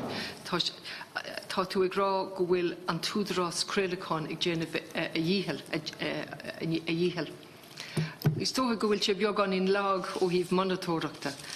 Tá sagam go bhfuil an reachtaíocht lag ach tá dúlgas faoi le. In anón go bhfuil sé lag tá dúlgas faoi le agus der mar ekam tá tepi ag an údarrás créalacháin. Beidir go bhfuil mé ceart agus just monitóireachta dhéanamh tá ceadúnas beidir go bhfuil sé Jackar Ditche Dr. Rosemary Day beidir go mai John an díra was deathir an ceisteo. Yeah, no, but like tá dúlgas ar an údarrás agus tá na ceadúnas á chuirte maith acu agus tá níl na radio ag cholíú ag chuid gúlgas de réir mar ecam. So sin rud is machan rud go bhfuil plan gníomhíocht le fáiltiú agus a bhfuil dréicht plan réití. Tá sin go maith agus Tá muidna an costa seo I man Ibre, well, in orira tá Diarmid agus tá drécht flan réití module leis an ábhar seo. So tá sé códach dúine an méid taide tá genta agah. Just an ceist dearnach, module muenú. As cé áit a hagan de uair muenia. Agus mai sibh an lenach de rá leis an tríú céim den taide, an bhfuil sé sin socrí. Stocha an muin darno tá is léchtóirí lá aimsere sin agus Peadar súil leis gnéana mí taide mar chuid dar nuail gesí le húla ach tá annach dúil gesí le húla oring agus do gná má bhí an éon rud réisúnta mór mar se a tastáil lorgéin an léchtóir Joontas ó agriocht Taachtrach. Tá iirecht I déanta gomsa muoinú a gáil an údar as Gaeltacháin ó chóirle taide na éireann, ní rairigh liom ach bíon anna omíocht a gceist lena míad a raig a déanamh iireachta. Ní heastíon mórán muoinethe chahirirlig chun taide mar se a dhéanamh, níl míid a cinach trealamh mar a dhéanamh na hólathe taides na hólíochtaí sóisialta tá sé bhad níos saoire, mar sin dhéanach beagán taide, dhéanach beagán muoinethe dhéanach sé anna fríocht dóing déad a míist cúntóir taide agus a le héidir cinach. Ní a bhéin airg a gine air, so sin héine a dhéanaan aber leog. Agus bhí sé sin zíon mar bhí Barney ó heh amad a hosnaí mar mianar agus an sin faoin am gur hosig an semester múntáirachta ríis bhí an rudí ágáil ar leatíomh agus thachtar náis chuige snile an tasíre.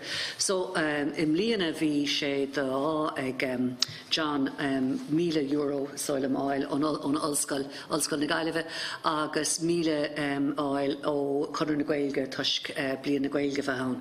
So chuidig an dábhíle sin gomórlinn chun cúntáir taide an Dr. Philip Fogarty osú agus eisina a chrinnig an na hifrichach an tólas ar fádáin. So chairigh sé sin gomór dóin. Neadar a bhaim éon airgad an bhrín se chuin tamid sásta leanana ráig leis an obair agus tasúnún mar a dúir mar I bhd níos mó dhéanamh ach brahan sé ar cuasaí ama agus airgad doirí. Sin pinganí in stad bhín mid le cainfaí agus ba chóga meach ceann na hagar stad atá airgad an anteachsús le chuna pinganí den sort sin chun cóir leis agus níos mó ná an méid atá luite go.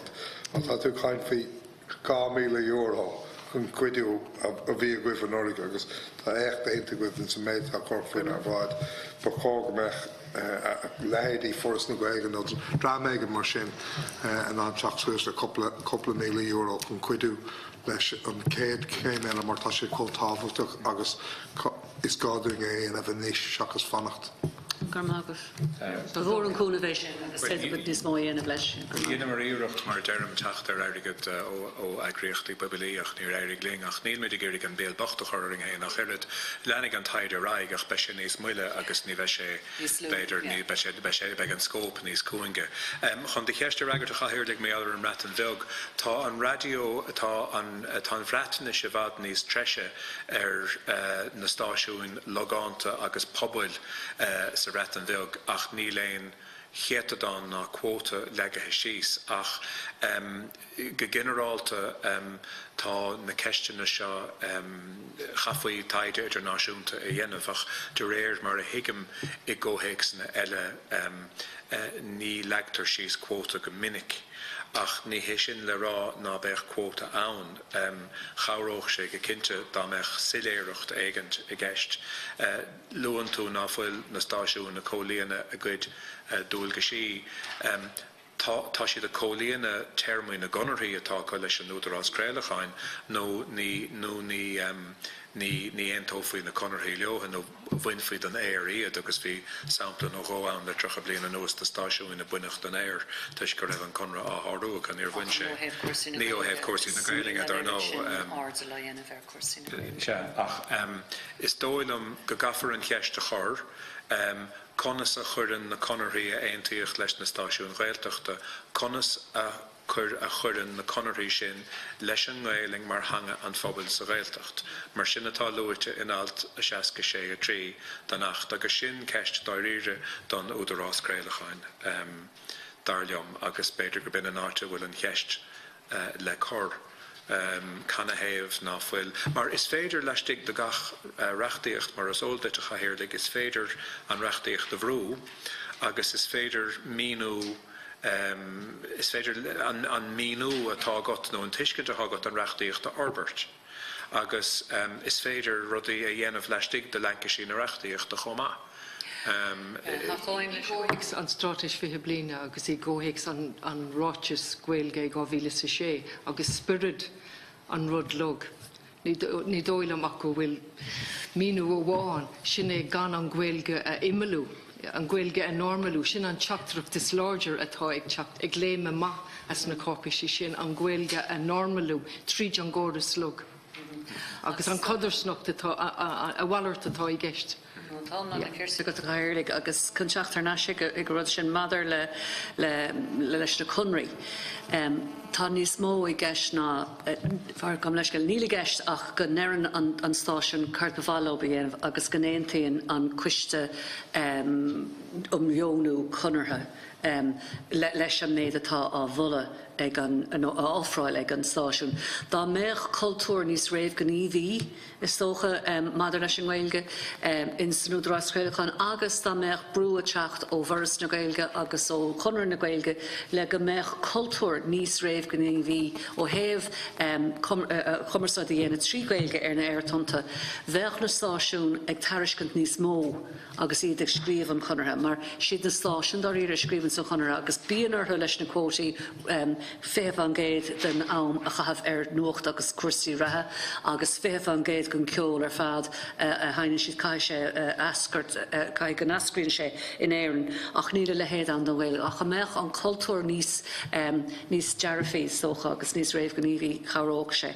Chomáile sin luú tú monatóireacht agus tá sé de ghúlgus cínte Údarás Gaeltachán na hhéir an monatóireacht dhéanamh agus ní bhhain go líonann gach stáisiún isteach tábla rá dhéanamar a méid seo mé siúd agus a méid féinmheas ach gnéistin furan san Údarás Gaeltachán le samplaí ó na stáisiún ach instans réacht plán a bhíon an túdarás nach leor é sin agus tá si de molla agus glacam leis go dúra sibh cuiire beidir dóibh teachtasteach nó go leró siad libh beidir bhealach ag an spéisiad san ann be an feimena san ann é seo chur bhráid ach mar bháil den údarás tá ceada go méid se rá go bhfuil siad ag éirí níos mó monatóireacht dhéanamh agus go méidir go bhosóid í stíine an bheith mochan é sin dhéanamh chun cabhra mar tá aspa ach ní dóilm go bhfuil aspa spéise ná go bhfuil éon dúilteacht le bra in san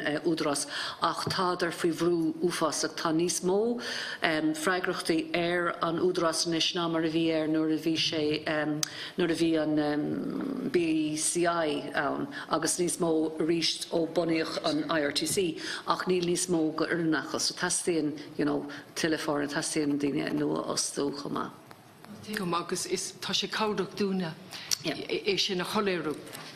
Tá muidir an díú is death rudaí an sin tá sé níos éasca nuair rudaí níos soléire. Is dóilm a chahirirlig más cumile mé a heléirú is dóilm fiú gan éon lesú reachtaíocht. Go bhéad gan éon lesú reachtaíocht a taimse an dóilm láidir go bhéadach an Údarás Gaeltachán corchuige níos réamh níomhí agus níos fearr a bheitcha chun spirit na reachtaíocht a chur a bhaim. Sin an rud a richlóm agus mé géisteach libhse. Ach is dóilm go gabhróch sé go mór dá leasó faoi an reachtaíocht. Ach fiú leistigh an reachtaíocht credim chur is aithneach na stacha dén Údarás Gaeltachán mar chud don ggóiliúcháin an dréacht dréacht stratéis am heir a bhí sí Gaeltachán é DNA ba mis sé duine don góigur a churisteach aithneachtaí a bhaine sin Gaeling. Agus an freigra tug a chorm ní freigra persanta bhí ormach beléir gur domsa bhí a freigart dúirt an Údarás Gaeltachán nach féad faoi ghlacha le cudas na moltaí bhí déantcom tuisc go ráidir a sáró Lancashire an achta agus Lancashire na reachtaíochta ach cha mé rá ná héontaíim dó ní aontaíim lei sin mar is dóilm gur féidir a bheith cruthaíoch leistigh na Lancashire reachtaíochta a hain fé láthair agus déad faoi sin íana bhar an géad dul síos ach ar an darna dul síos is dóilm go deastíon lesú reachtaíochta chun an cáiste dhéanamh níos éire. Magad rinne me Jarmad gwil tasruk deleg fanuktiv and with and dollars tan lock dormsa gumlishkil so got a meal magiv and Dr. Rosemary Day agus and Dr. John Walsh Tom which 5 week day because Toshi Cowdock Maratasha Rocha agus curry me and crinu fionu fa couple second or fa couple no make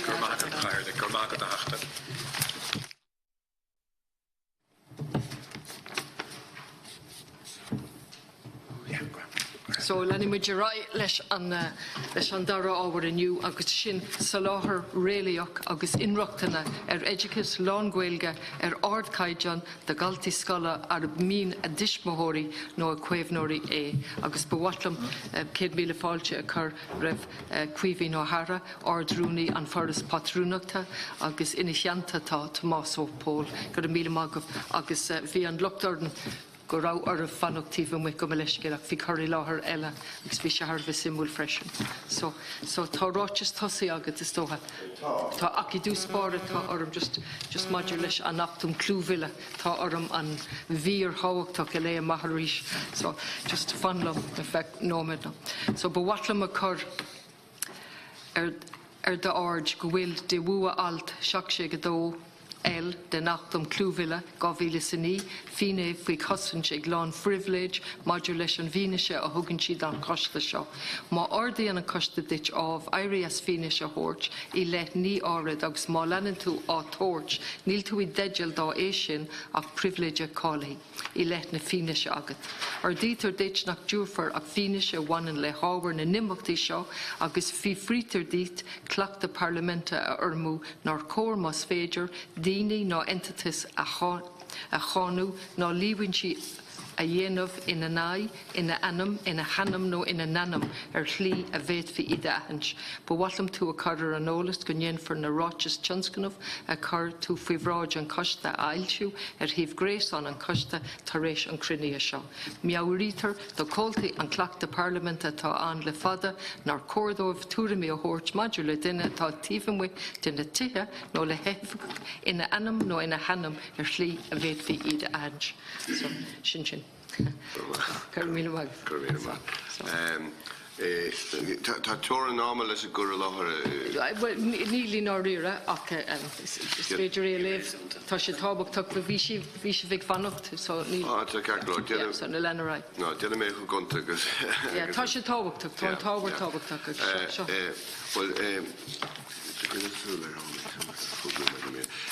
Gur míle maithagaí agus bhhailm ar muochas a gáil leis an coiste as an chur láthir seo dhéana ar dús tá muid fíorhá a bhuaich an deise áil.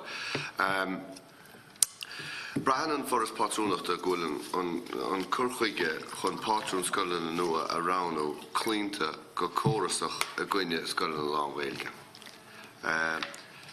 Fuair an Commissioner Tanga go rá an córa seo lochtach ach fós níl sé lesaí agus dói sin é an príomhrud a bhhainm ará an jobh ná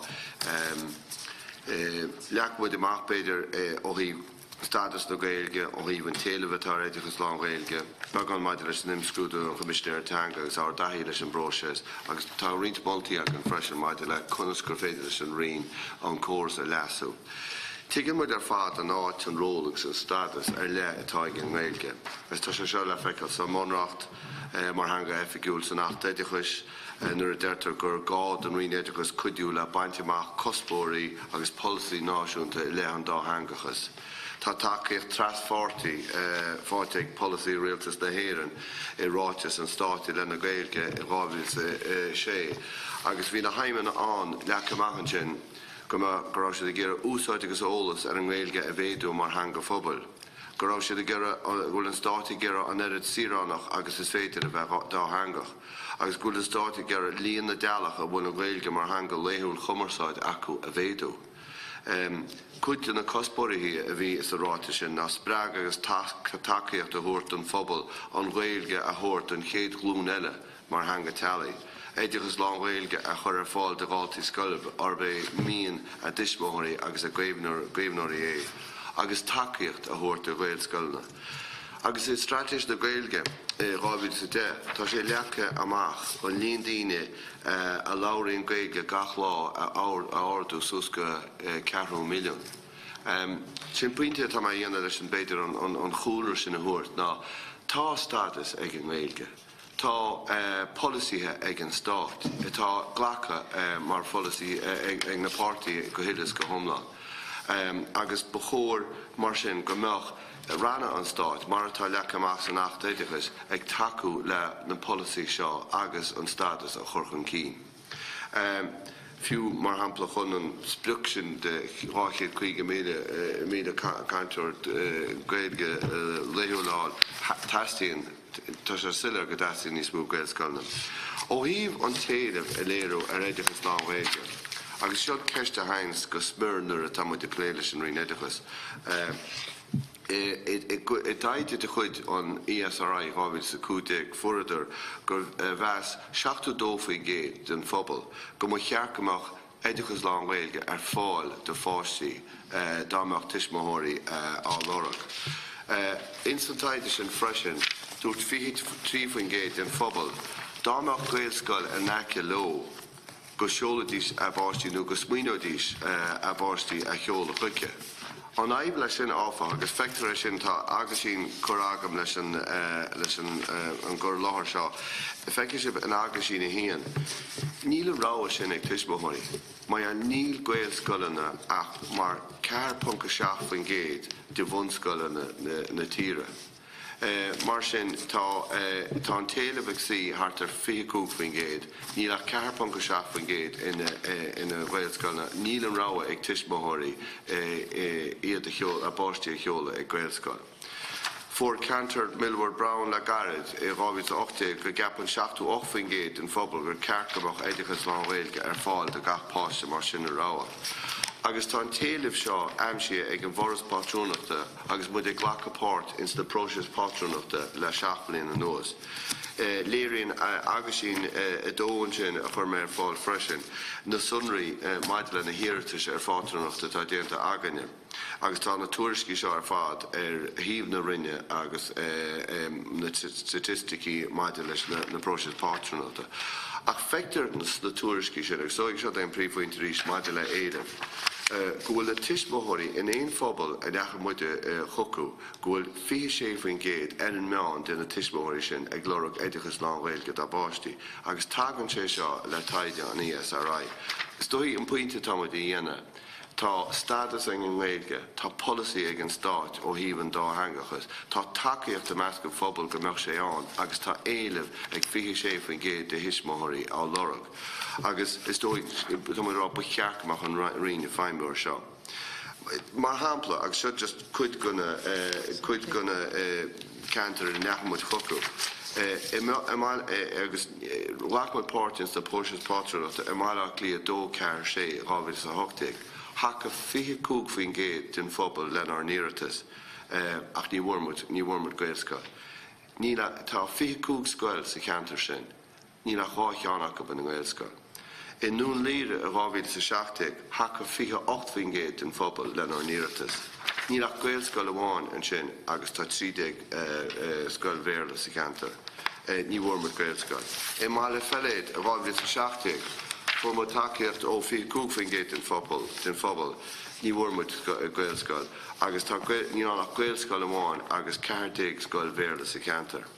I Marino drom conrach a rábhid sa 6, for mo takeíocht ó 32 géad den phobal. 3 Gaelscoil atá sa cheantar sin agus 22 scoil bhéarla. Hacha 3 go híon tuismóthir líon agus muid ag glórach Gaelscoil ach diúltaí a dómh. Nuair atá 3 go híon tuismóthir ag gantar ag glórach Gaelscoil agus nuair a diúltaí tar dómh, tá rud ag an cearr leis an ggóras sin. Go háiríonn ar a chuí smaoiníonn muid ar an stadas, ar an éilimh agus gachar atá léirithe. Iarú ar an Commissionéir-teanga ag an am an próisis patrúnachta seo Isrú. Agus in imscrúdú an Commissionéir-teanga a rábhid sa 7, Chin sé nach rá na forrálacha teanga an 8 éidechas cólínta ag an broses patrúnachta atá ag an rinéidechas. Chin sé nach rá an curchuige a bhí ag an rinéidechas maidir an broses patrúnachta ag teach le réadú bhartas an stád I le lehu an dá hangachas. Fuair sé locht an broses mar na raire leis freastal an éilehar éidechas lá Gaeilge. Agus bhil sé féchant in uair an éilehar bhí léirí Marino drom Conrach. Lorg sé túris gón rion leis déite sé bhí conas grán rion chun an téileh hása. Ach go fíor hábhachtach, dír an commissionéir teanga, go glífií agus go glíthach an rion éidechas feasta lena dúlgus reachtal le teanga atá orthu agus atá sa phróiseas patrúnachta. Níl sé seo a dhéine sa phróiseas patrúnachta nua tá fógara. Agus sin is dóigh ceann an phráin atá leis an gur láthar seo agus an impíta mé dhéine an ggóchaiste maidir le gníomh na rinne. Tá próiseas patrúnachta fógartha ag an rinéidechas agus tá sé an comórtas le tasnú go lua. Do scoilna ag an mún level dóigh scoile tá le hoscailt I meán fómhar gábhalas an 90.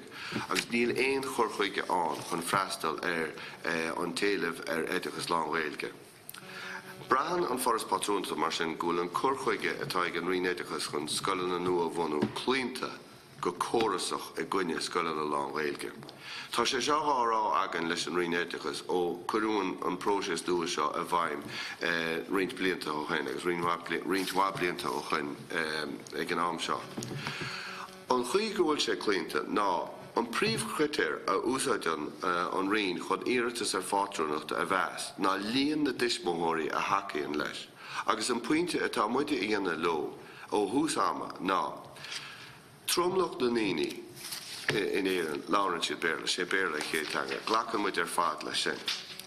Ní nach aine mar sin, má hain tú go dtí pobl agus má dhéann tú orb an bhfuil si beagara scoil nua, go dacaíonn an tromloch sin le scoil de bheán an bhéarla.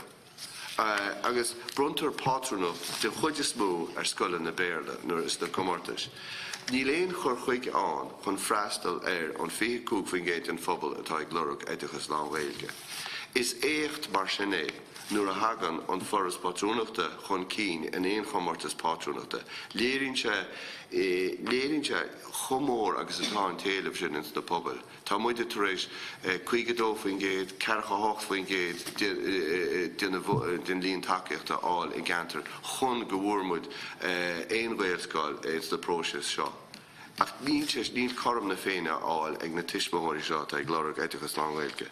Mar sin, ní thugtar aitheantas do status do Gaeilge sa bhunreacht mar tá leictí sa bhunreacht in sa próiseas patrúnachta agus níl an próiseas patrúnachta ag clí na policy an stát I lena Gaeilge mar a fuair an commissionéir teanga. Tá rint moltaí agan go bhféitich an rion a chur a bhaim chun an cheis seo a chur na cheart. Mail táid go bunasach a ggéire an rion éidechas antas a thuirt an status le atá ag an Gaeilge. Táid ggéire go gur an rion policy an stát I lena Gaeilge a bhaim, agus táid ggéire go dúrach an rion ard bheón an phobal agus bhíonnta tismóirí tá ag glorach éidechas lá Gaeilge, agus seo agus tá créochnú go luúis. Is féidir leis an rion an próiseas patrúnachta do scoile nua a leasú. Mar bhfuil scoil lá Gaeilge I gantar, ba ceart cinenne a bheith tóca rih an phróiseas patrúnachta gur scoil lá Gaeilge a bheith an. Má tá scoil lá Gaeilge sa cheantar hana féin ach mar bhfuil si ábalta freastal an éileh de 4 faoin géad atá cruthaí a ríis agus a ríis eile, ba ceart cinenne a dhéanamh gur scoil lá Gaeilge ilchreideacha bheith an.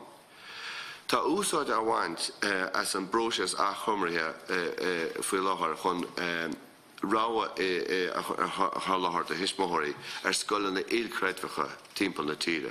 Tá an rinéidechas agus na bardéilena ag déanana survéine cheantar timpeall na tíre. Chun ráha ilchreideacha chruthú. Dógur an taire brútan nuair bhí sé mar éidechas, go raibh sé gceist go mbeadh cheadichéad scoil ilchreideach sa tír faoi fiche tríocha. Cad faoin na scoil na lá Gaeilge. Cén fánach bhfuil plán an chun cheadichéad scoil lá Gaeilge a bheith sa tír faoi fiche tríocha. Tá próses ilcredach se an chun ráha a chrathú de hismóirí in aice baile. Ba ceart an próses a úsáid chun ráha lámhhailge a chrathú in aice baile freisin. Nuair atá achomrú a dhéanamh ar scoil chaitlicach, ba ceart féchan chuige dús an bhfuil dóhan soláthar de scoil na lámhhailge i gceantar, agus mar a bhfuil ba ceart an scoile achomrú ina scoil lámhhailge. Scoil lámhhailge ilcredach a bheith a gceist. Bheith dhá bhíon mhóra an stáit as ásamh, corchan cí na Gaeilge agus ráha thuairt de hismóirí ar scoil ilcredach. Gur maigid. Don dara úr iniu, chuirí láthar Harbheith solar, gur bhíle maigid. Yeah. So, ceistena. Yeah. Oireachtas nodí. Seo ceann na nodí is tábhachtaí ó thaobh Gaeilge de agus Tarhall na Gaeilge is lí amháin I down atá ag athhrú an na hapig. Thar athhrú tamil de bhliain ó hen mar leis an ratio daltaí agus san tháinig stop le léon le aon scoilna bheith tógtha nó athraithe nuair a bhíon an íseal bhrí an san acnamíocht agus an san tháinig an cinenne is déanaí mar le scoilna ilcredafach. But níor chuaigh mar riamh ais go dtí an ratio bhí ann chun scoilna Gaeilge bhunú a bhí tarmhacht an Gaeilge, ní chuoinm go dtíreach an figúr, but is chuoinm ag an nám gur thug sé deiste buin tiismóthirí nó díograsáirí I ceantracha teach le chéile agus impi ar tiismóthirí cinenne thuairt go mbeadh apáistí a chur chuig scóil agus tá is go I mo cheantar hain áit nach bhfuil aon gaelscoil in an bhfuil mas an breis dos éon scoil na Béarla, but má tháigann tú ceantar 8 de agus 2 go maiile chéad do fiú 20 san áireamh nílach scóil amháin ná an Gaeilge agus breis 35 nó 36 bonscoil na Béarla. Agus níl aon factas ann in isis scruibh daoine an íseal bhrí nuair a bhí siad a lorg áit de scoil an Gaeilge I crumlan ag an am. Agus dúirta mas búilte Jackar tiismóthirí a bhóscail dá réir, mar chonig siad chuir siad a chreidimh nó foiinemh I factas agus an son tá sé rá bhain ní háláise agus tá go bhfuil sé difriúil in isis agus aontim go hilas go thomláin letain san méid dúir tú an son ag an deire go caiith athhrú teacht agus caiith sé teachtó is léomháin ón Ryan. Leis an stocrocht tá déanta go ar an ceisiú go dtí seo an nachlíonn tú go bhfuil aon athhrú porta ar an Ryan nó ar an ara nua Mother le denmh cínta de go méid túsáite nó ar a léad más breise ar an gála gaelscoilna a bheith bunathe seachas I gcónaí go mbeadh siad ag díriú ar scoilna ilcreadafacha I ceantracha. Tá mise tá túram an gomsa gur bhfuil dúgus difriúil ar an Ryan, but níor éaglam sin a chur na lí ar daoine cuil go cógur meach dúgus ortha ó thaobh an bhunreachta más Gaeilge an céadtanga éileamh a chó seachas éileamh a hásamh madar le gaelscoilna agus níl definitely níl sin trístarú riamh bíonn siad ag daileáil éileamh atá cótha agus fiúin sin níl siad do réir na figúirí a thugtas a níl siad sásta sin dhéanamh. Luigh tú ag an tús As an bhfuil éirtas a go méid éirtas istigh ar slám mór nua de gaelscoilna amach an seo. Cé méid atá a gceist Tá go go raibh dul éon ribh seo an bhfuil níos mó ceantracha a gceist agus cé méid atá an cathair an seo agus ceantracha eile timpeall an tíre. Tá pointe má agat an sin maidir le dúlgus stoi dúlgus na rinne maidide le éileh a chruthú agus an anad éileh a hásamh mar nach éana policy an stát I ráiteas a lena Gaeilge a gábhfuil is sé. Agus éon tíim leat tá sé leach amach I strateis na Gaeilge go raibh I ggéire agus hagar muid sin sa gur láthar freisin go siad ggéire líon na gantóirí léithúil a bhéadú. An pointe am dhéana tá seaamh agus statusing agus a bhunrach mar a dúirtú tá policy ag an stát tá leach síos ráiteas a lena Gaeilge agus Breithtar gúil dúgus an rion policy an stát a chur a bhaim mar atá ráiteas an nachdéidechas.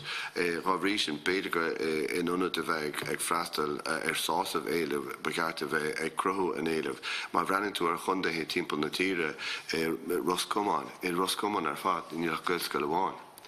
Sa chábhain Gaelscoil amháin, Sligeach Gaelscoil amháin. Longford Gaelscoil amháin. Ní chundaithe mór ach mata tú de chúnaí insta na chundaithe sin agus chundaithe eile mar éadnar nach bhfuil annach líon bheith Gaelscoilna. Níl sé go ráha ag tuismóthirí éideachas lá Gaeilge chuir ar báistí, mar tá sé róáid a bhhaile. Ní dín se practicúil.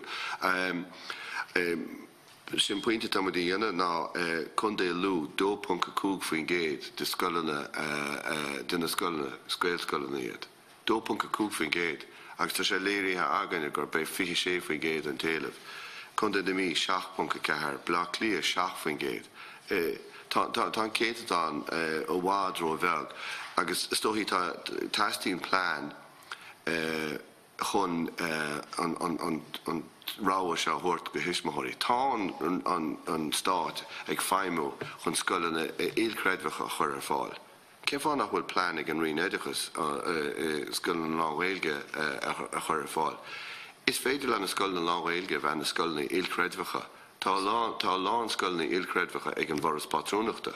Déanann muid freastal ar an éileh tá an sin agus tá sé tíireach trí Gaeilge. Tá óíomh an RMQ agus an rion agus an méid a higann muid watho. Tuigeann muid gur chur an gur cumarsáid idir an rion agus an Commissioner Tanga maiall ar an ngearán agus ar na cinnti a rinne sé ile an próses patronachta. Tictar dún gur rá sé de mulla gur rá sé de mulla choras go bhhétí freastal ar an éileh. Tá sé cur an núil acu gur gá cóirleoireachta dhéana agus gúil sé an cheist casta. Tá agan agus tá sé cloiste agan agus tá sé ráite ag an RMQ cécha báil agus atá sé an Gaeilge. Agus go dtíhann camerát a Moynihan ag an bobbal Gaeilge as an méid as an RMQ agus tásúla agan go bhaimó sé agus go leanna sé ar éile an méid atá déanta aige ar sunna Gaeilge. A ceapam gur ceist fíor fráineach i seo, mar tá fáilí déanta le 7 mbliana nó 8 mbliana nuas hisismóirí a bhí ag glórach éideachas lá Gaeilge tríd an bróses patrúnachta seo. Tá fáilí déanta Marino Drom Conrach cé gúil se chuir na ceart le chuna déblinn se hagan. Tá fáilí déanta in nún líra, tá fáilí déanta Malin Felle, tá fáilí déanta in ngach próses ar ghlach muid pártán agus ar léire muid an taobh agus ná brunú scoil lá Gaeilge ar na cantar sin. Agus is dói Capan muid gur ceist práin capan muid gohfuil sé éasca go leor síos le na pártaithe éideachas agus capan ní léon fártaí éideachas.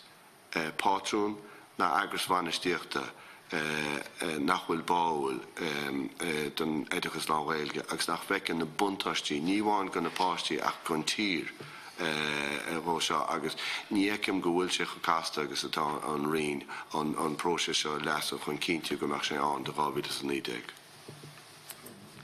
An nádas nó just ar cumulum atá a gceist in san ráin. nó nach tuigeann siad an 5 bunúsach ó heh scoilíocht lá Gaeilge bheith cruthathe. Tá mé sé ceappa go bhfuil go leor ábhar agus go chláráibre lean ag an rion agus go síhan ó híomh go minic gus bhí sé lé le heifigh in na rinne. an B2B dertalong gohfuil agus go háirithe le demlíon an os an académiacht mar a bhí se an príomh stohí róla bhí acam na cíntiú gur spás gapáiste sa tír scoile. Tá sé sin tá. An sin bhí meascán, stoilm agus siod é an meascán. Agus siod é an rud bhunús a atá mícheart leis an broses pátrúnachta. Vasc siad an Gaeilge agus an Sanskrit spiritáalta a bhís na scoilení. Agus rud a chéile sé sin cinál go binnig sé an dearca bhí an ná támad é cruthú, támad é tuairt an ráha donna tiismóirí, bhfuil be gur scoil ilcréadmhach, nó bhfuil be gur scoil. Is féidir libh sé íirtas gan ar scoil lá Gaeilge freisin. Ach níor sé sin a gaithint an aib an dúláin a bhí agus an clíine a bhí i gcuine an éideachas lá Gaeilge, mar go nádúra tá trumnach na níní gáil a ránú a deanga léithúil béarla inonas deanga Gaeilge. Siad a bhí agus níl is dói siad a bh rána caithe an rinéidechas feimú go gníomhach. Ní agus an mar dúirtú héine sin an takeú leis an talamh a chothú chomá leis an talamh a hása. Tá sé lecha síos tá sé ghlacha mar folas ag an stát is gá dó feimú leis ach níl an feim sin an fi láthair. Okay. You have to win for. Gurmágah bheits an cur láthair i mar ceantar féin. Tá dví ceantas na comórta sí sin a gin cúpla bliana hin i glórug scoil nó agus isála gur an torbhí ar ná raibh an darú gael scoil cadathe i Malin Coleg agus tuigim ó mar thrátagat gur rud eisceach dúil a hásan agus tuigim gur aneisceacht hán mar de bhí éileh láidir agus tá éileh láidir sa ceantar gur dachas trí Gaeilge. Ach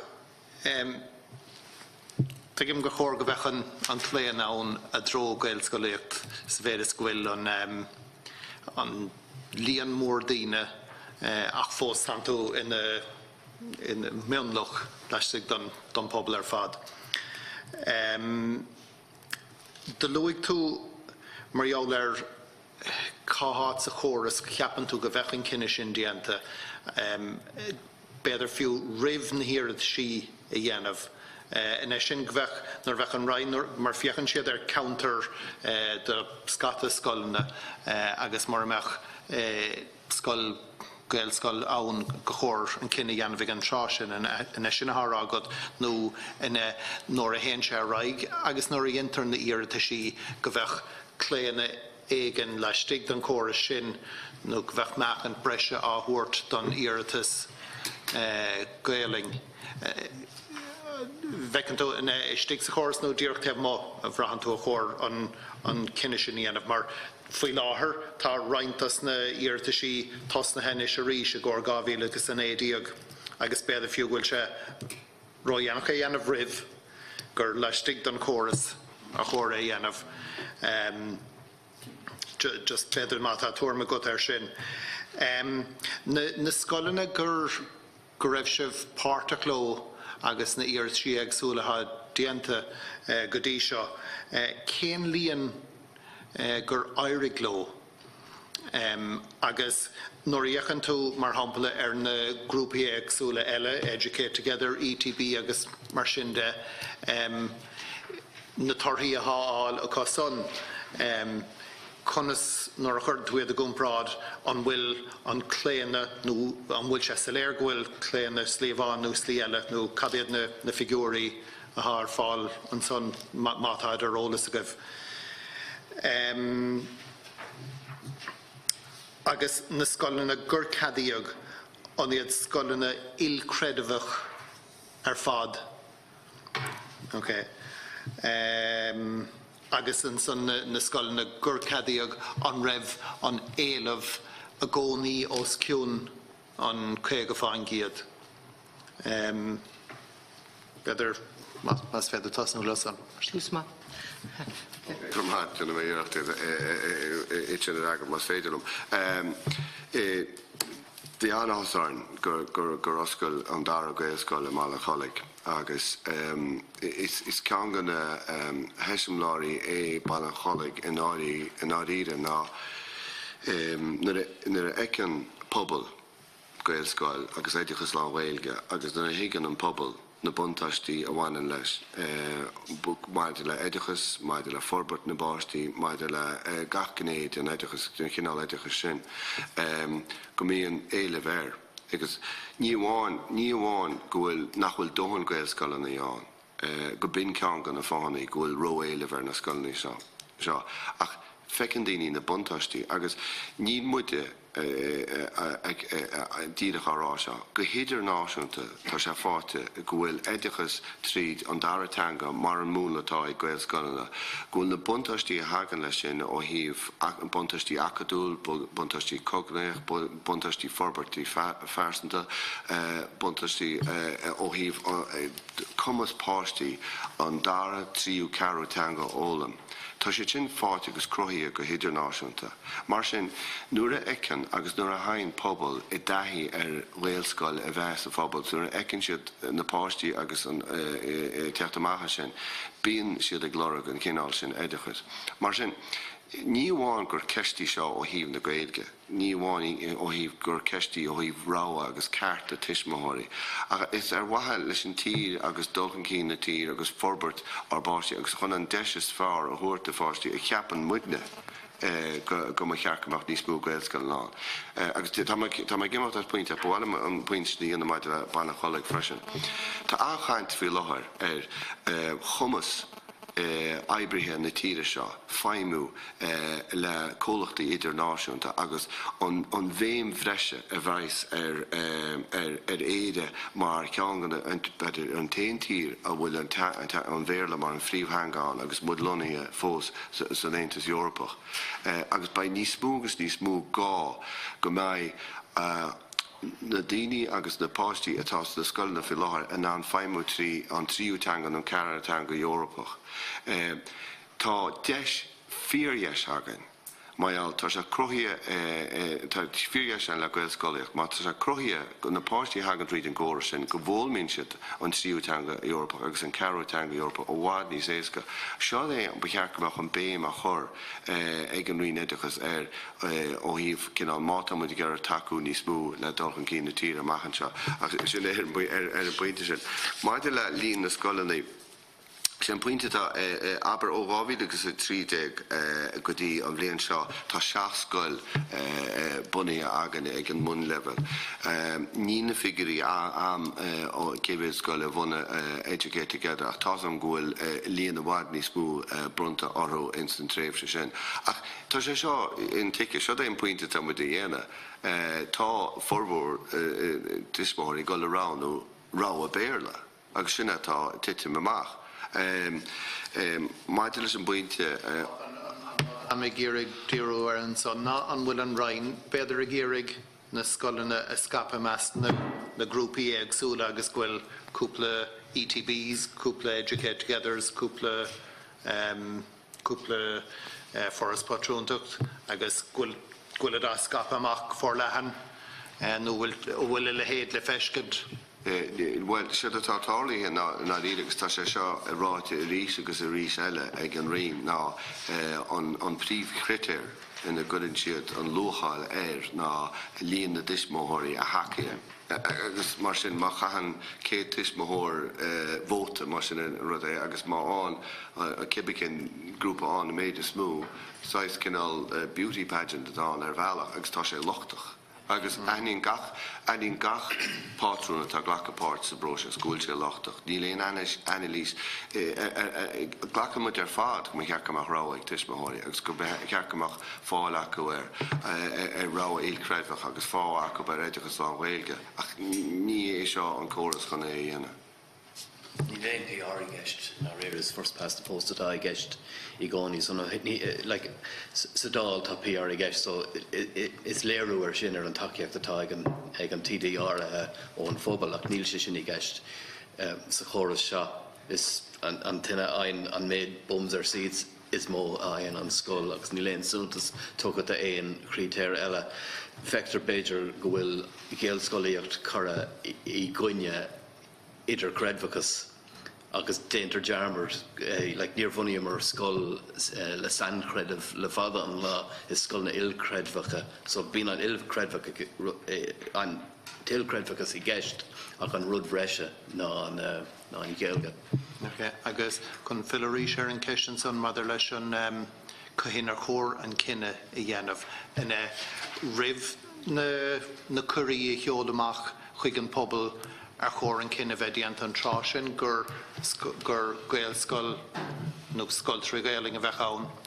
nó nóair a thucach na hirt sí agsúlasach os na pobl go bheith cinenne dianta go bheith meach an breise góir níor sí gaaling. Catáid an túram áit nach bhfuil géalscoil ann hena féin. Ba ceart go mbeadh sé sin tógus an áireamh ag an rainn agus ag ranú na geantar mar bhfuil géalscoil ann idir meach na thuirta nó cinne díreach dhéanamh bhfuil géalscoil le bunú. Mar bhfuil sé sin á dhéanamh acu áit bhfuil na comórtaisí á ré go dtugtar suantas don éileh tá crutha agin so mar hampla fé chuig fáin géad nó trocha fáin géad go dtugtar suantas le sin. Agus ba ceart go mbeadh sé sin go mbeadh an cinenne sin déanta aber rih an dáscoil déagtá le fógur go luath. Rud a ceapmar a bhí chun tarlú I ní imscrúda an Commissioner Teanga. Okay, Cormaga. Ba cheaptó cuimh. Ceistúin siimplé. Breann sé chumsa Tá bheadh an córas tá nósáid le na thuair ag an rineadach sé bhain nar a bunaíomh na scoilnaí náisiúnta in cheadúir. Ní bhachan scoil an Gaeltacht sa tír do ban a riomhach. Ar a gcuirí cheanta bach mórach a géidir scoil béarla. An bin in léamh tagad sé ar an torabhach ar a léidir go chóras a tá sófaí a gúsáid an cóirtáin na láthar na thuair agus scoilnaí nua ó hús. Well, a dechar brad siar agus rocket an ach cíide tá sé an dúlálach chuhfuil sé cléinte fé láthar. Feicir bhain gohfuil sais cinál tá aantas a thuirt so is dóigh gohfuil pointe máin tá aantas a thuirt gohfuil gá le chum na féine a thuirt ag gach leibhéil inis agus gohfuil gá le ráha a thuirt de hisismóthirí agus stoi séad muid a thuirt fao deara ná dámeach an próses se an agus chuhfuil muid ag déile leis an próses fi láthar tá sé clínte a gcuine mar tá tú tógáil tobar níos lú tuismóthirí tá ag rála. Ach tá pointe I rinne Aindrias freisin symbol nuair atá taithí ag an bobal ar éidir Slán Gaeilge takeíonn siad leis agus feicinn siad a luach mar ampla I maiile cholaigh fuairmuid a cuige dó faoin géad den takeíocht ó na tuismóthirí ar fad. Ach is nuair smíonn tú gur ar meán gur milnach de fé cúg faoin géad atá ag glóra gaiide agus Slán Gaeilge. Nuair atá taithí ag an bobal ar sin go háitiúil médaíonn an taobh go hollmhór. Agus mar sin a bhfuil tú rá ach níor le bhfuil policy láidir an go me scoilnaí ile sreidibucha fud na tíre. Bhfuil tribh sé rá go me cheart go córas an I chinntiú go solachar edachas trí Gaeilge ar fáil go chud a ghasta sa tír agus plán dearfach ina leis sin a bheith córóver ach námsblach ón gcóras generalta. Táidir rá go chórgamach. Ba chórgamach plán an chun scoilnaí Slán Gaeilge a hallachar de chuile fáiste sa tír atá a bhfuil se tuismóthirí a lorach. In aice páile ar nós mar atá chruthú den na scoilnaí ilchreidmhacha. Agus sé múna go na scoilnaí ilchreidmhacha a múna cheart bhain go edachas trí bheanna Gaeilge bonscoil agus meánscoil ghlacam leis. Well, rion sé leis an taobh tá is léir den Stát fí láthair agus an policy tá fógur ag an rinéideachs roimh seo bhfuil gá le ráha éilcreidmhacha a chruthú sa ggóras. Is féidir ráha éilcreidmhach Slán Gaeilge a chruthú ag an am céanna. Just tá mis sé beag an I measca sús. Okay. So Tá an córas luchtach, tá si sin ráte ag an commissioner. Dúirt sé go raibh sé luchtach, agus dír sé ar an rialtas rud a dhéanamh. Tá an rialtas ará go bhfuil siad é món fiabhsa chu a rud é tríd próisis cóirlachán, ach tá an ceist casta agus ba neart am mé gceist. Ba am mé gceist. An é sin an stadas bhfuil láthair. Agus ag an am céine tá fógra do gá scoilgéig nua fógraí acu. Agus dar libh ní bhaid corm na féine á thógáil do hisismóirí atá ag leirg scoil Gaeilge. An é sin é? Because an príomh crítear ná lína dismóirí atá ag leirg scoil Béarla nó scoil Gaeilge. Sin an príomh crítear. Tá an ceart go hilas go homlana. Oh, so sin an rud. Ach, cá tá molta ag an commissioner nó an bhfuil éon rud molta? No, just an dúirt sé go raibh sé luchtach agus chuir sé reise ran rain é áú an é sin é? Sin é, chéann an commissioner go raibh an córas luchtach nach raibh sé ag freastal ar an éileh ar Oireachtas lá Gaeilge agus go mo chóir gan rion i gás rumcánach agus díreúir ceannas go raibh sé chun breanúir sin a rís. Agus hiag sibh sé go mbeidh sé sin réití raibh éon ógra dhéanamh maidir le scoil na nua, agus an rud atá tarlaithe. Níl sé réití agus tá tús chur le próisis eile. Sin an aib. Tá léiríonn sé beidir tá muidir rá gúil an seansán gúil muid chun dul trí próisis pátrúnachta eile. Agus gur léirón foras patrúnachta.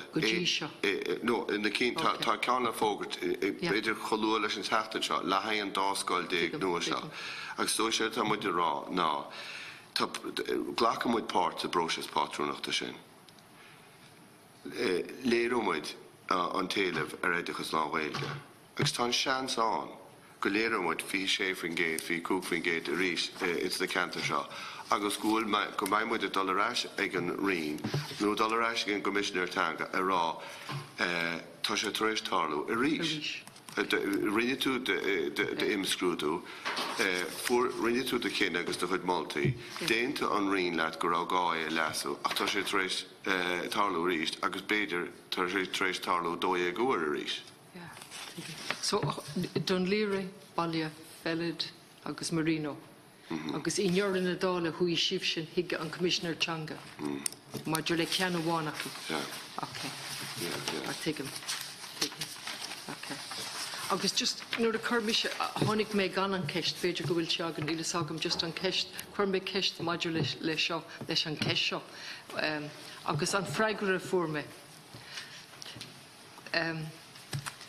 Go raw an proshit uskelche. Go raw jesh agivsha mar Aindrias Moynihan. Ach tá sibh sé grá tá muid ag Aindrias an sean córas. Okay. Buníthe ar lína dismóirí ar bhín lo Béarla nó Gaeilge. Okay, take him. So, yeah, take him. Yeah. Agus just module céit fan ila sagm an seachtó muinecán an ceis seo. Nuair a dairi liv cén céitatá na bhí gceist? Nuair a dairi linn mar hampta sé am baile cholig formar cuigadófin géad. Baile na gáir rábhil sa séideag formar cearcha séfrin géad. Níacha me sin hanna sé gur mágad, yeah. Teachta gúise bhí sé formar séideag fin géad an fri sin a bhí sé léirú an tapla. Ach stoi an pointetá leis ná sé le rinne muidir ná bhreanna muidir na canta se an schach próses pátrúnachta ar bhlachmuid páirteán. Agus a rís eile agus ar meán is fi sé fin géad an meán ar an rud a fad agus tagann sé le taide an ESRI. Agus stoi sin pointetá díana ná tá meán ar hart ar a fi cúg fin géad. Tá sé sin léirí agan agus a gan ESRI. Agus is stoi ar bhealach mar sin ba ceart breanú rihré ar na cantar agus a rá an bhfuil Gaeilge go lán an bhfuil fi cúphain géad in na scoilní in na Gaelscoilní agus ní tá sé silar nach bhfuil. An ceannatá ag bun an list an sin bailile Kildare tá sé sin súntasach mar sin comórtas a chaile mar ar dús Educate Together a fuair an scoil an bhliain rihré ach feictar an sin gur oscaléimar an scoil an bhliain ina dhé sin agus brunú an scoil sin ar an gan comórtas mar gheall ar an éalamh a bhí crothaithe mar éigean sin sin crothaíomar trocha héin fá géad sa chéad comórtas so ní hé nach féidir leis an roinne se a chur san áireamh mé tá sé déanta ach go hena féin agus in our éire sin an rud atá éire agin nuair a crothaíomid éalamh trí chomórtas go mbeidh córas an bunathe sa chomórtas chun súntas a thabhairt don éalamh nó go méoch céadú don áirithe i gceist. Mar tá sé déanta hena féin tá feasach crotha hena féin agin. An Roshi was cór an costa Educas? Bhí me dus go a chusteidechas Modulation pointse seo? Ní rá deis agan fós tar éis an cinenne an Commissioner Tanga ná é sin an cás a chur martas mu a chur osúr góir inniu ach tá mai gappa gohfuil sé gohfuil réachtanas leis freisin. Tá chathaoirleach an coiste chur ar an ólas agin is cara lomé mar a Harlíon mar a Harlíon so tá fisicí Cara sa cuairt. Well, tá go leor cáirde agus sa cuairt asúla agin. Tá sé rintin aga bhééis sin na dhéanamh. Agus just ón costa seo an bhfuil run faoi lethe atá ag testal. Well, ceapamid in our líide gohfuil an coiste seo freagrach agus a plé leis an Gaeilge agus curchan cí na Gaeilge agus an Gaeltacht freisin is gahhaine leis. Feicem gohfuil curchan cí na Gaeilge sáte ins na Gaelscoilna agus an éidechas lá Gaeilge.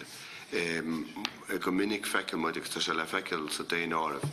Nuair a bunítear scoilna lá Gaeilge i gceantar, feimíonn siad mar ghríosa don phobal sin chun Gaeilge a labhairt. Tá sin tuismóthirí go le rangan na Gaeilge, tá áard an phobal agus an cheantar tucha ar an Gaeilge, agus go minic as na bunscoil na lá Gaeilge fás an scoil ag an dara le lá Gaeilge. Sampla mága seo na Kildare. Tá le ring blianta nuas, le fiche blianta nuas, tá scoil an lá Gaeilge ag an mun level bunithe ag an bhoras patrúnacht i Gantar Kildare. As sin doscail muid Gael cholaiste a 2003. Tá muid ag túr go mbeidh suas le chúchéadálta ag freastal ar an Gael cholaiste sin. Gael cholaiste is faoi an dóna trí go blianta eile. Cílaí agus is a déon áireamh fuarú go rá ardú i líon na gceantóirí léthúil tí mug an chóras éidechas médaithe go súntasach i Kildare. Mar sin siod cinál bora sa Gaeilge atá teacht ó hismóthirí agus ó dhaoine ar an talla. Ní sé teacht mar chuid de follasís táit. Tá sé go le gcuine beidir nu i treideanna chuine warranty.